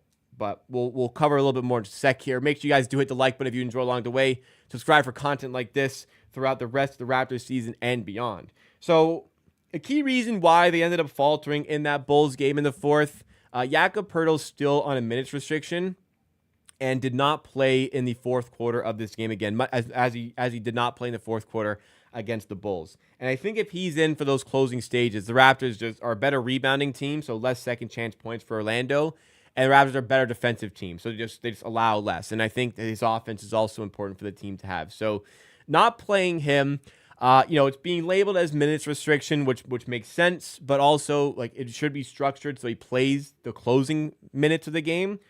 But also, like, this could be very much regarded as a tanking maneuver. You don't play Poeltl in the fourth to give yourself a better chance of losing those spots. That's certainly a very plausible theory, which I can accept for sure. But yeah, these are kind of the first moments where I'm feeling like coaching is even taking some tanking measures in a way, because that's like brutal to not have Poeltl to close the game. But we'll see if minutes ramp back up, if he does start to close games again or not down the line. But again, there were good things to remember about this game. The offense crumbling in the fourth is not good for the second straight game. The defense coming to fourth is not good for the second straight game. But like, as much as maybe a tanking decision made by the coach, the players are not tanking. Continue to reaffirm this. Players are trying to win. Like, you see the emotion when they win these games. You saw the release when they got over the line in this game. Like, the players here want to win. And a lot of them showcased that throughout the game here. I thought that it was another struggle of a game on offense for Scotty Barnes here. IQ took about half the game to get going, but ended up playing great. But it was RJ Barrett throughout the game who was awesome. He finished 7 of 13, 2 of 5 from 3, 22 points, 5 rebounds, 5 assists. And he was doing such a great job of just initiating everything, because Barnes wasn't really getting a lot going today. And IQ had a slow start, but like Barrett as the initiator was great, making great passes, really good playmaking, getting good shots up for himself. Just creating good offense, I think, the whole game. He was minus 15, which I don't think does his game justice. I think more so the end of the game kind of is a reason his plus-minus dropped in that manner. But he was great. IQ as well, like I said, was great in the second half. He started the game 2 of 10. In fact, like, wasn't great for the first pocket of the third quarter. Poeltl was in foul trouble. Barnes was in foul trouble. And the Raptors put the Magic into bonus like 3 minutes into the quarter. But late in the third, when the Raptors started to kind of take off a bit and pull out in this lead, it was because of RJ Barrett. Like, there were some other good performances mixed in there. Like, I thought Robinson had a good game today, maybe his best as a Raptor. Jamal Shed was great. Kind of annoyed he only played 17 minutes. Jamal Shed was great. But IQ had like 3 big shots in a row at the end of the third quarter. Then had some big plays to start the fourth quarter, which gave the Raptors this big lead. They're up by 12 a minute into the fourth quarter. They're up by 16 2 minutes into the fourth quarter. Their largest lead today was 9. I think IQ played a big part in that happening. They were +9 in the possession battle overall. They were doing great in the glass, doing great at forcing turnovers. And I literally wrote down here, Orlando are a mess. Like, they're an absolute mess on both ends of the floor. But when the Raptors started to get a little bit comfortable again and took their foot off the gas, that's when Orlando saw an opportunity and pounced and nearly did make that comeback in the end. But, the game as a whole, the Raptors tried some different things here. A lot more Mobo today playing as a 4. They rarely had Mobo in as a strictly 5. They had Mobo in next to Pirtle or next to Robinson, and he kind of wreaked havoc on the perimeter as a defender. Now, the next steps will be for Mobo. Like, defensively, I like that, but on offense, it's a little bit clunky to have Mobo next to Robinson and Pirtle. You're just lacking a lot of creation, and you're lacking a lot of spacing there. But the Raptors tried some things today for sure. AJ Lawson got 14 minutes. Didn't do much himself. He actually had a cardio stat line pretty much, other than 1 turnover, but somehow went +16 in those minutes. So maybe the plus-minus stat today wasn't super, super relevant. But they tried things. Some of it definitely worked well. But when the going got tough, it's like we continue to see the Raptors don't really have that bailout option on offense, because the shooting just isn't quite good enough in those settings. They were 7 of 22 from 3 today. Brandon Ingram, I think, is going to be a really obviously, but that style of play is just the type of player the Raptors, I think, are longing for and will definitely be beneficial to this team. But they get over the line. There was good things to like about the game. I know Orlando are favored, but it helped that they're not a good 3-point shooting team either. Both teams hit 7 threes each. That's a low. Both teams shoot under 47% from the field, 30-ish% from 3. This game took forever with so many fouls. It wasn't the best of watches, but again, there are positives to take away from the Raptors. The tank battle kind of looks a little bit worse, I guess, here. Let's see if they have the updated here. We have a bit of a gap to the 6 seed. We're still in the 5 seed in the reverse standings, but it's easy schedule coming up for the Raptors. Find the schedule. Easy schedule coming up for the Raptors. They get Orlando again on Tuesday. Then they get Utah and Washington twice at home. So some wins are going to be here. So we'll see if this ethical tank starts to become a little bit more unethical as we go. But a win today for the Raptors. Again, don't really know how to feel, but let me know how you feel in the comments, in the chat. Drop a like if you enjoyed. Subscribe for more content just like it, and enjoy the rest of your day. Thank you, guys. Appreciate it. Thank you for hanging out with me for the Sunday Night Hoops.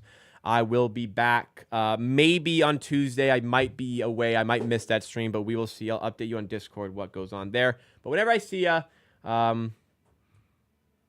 enjoy until then. And I'll see you when I do see ya. Thanks, everybody.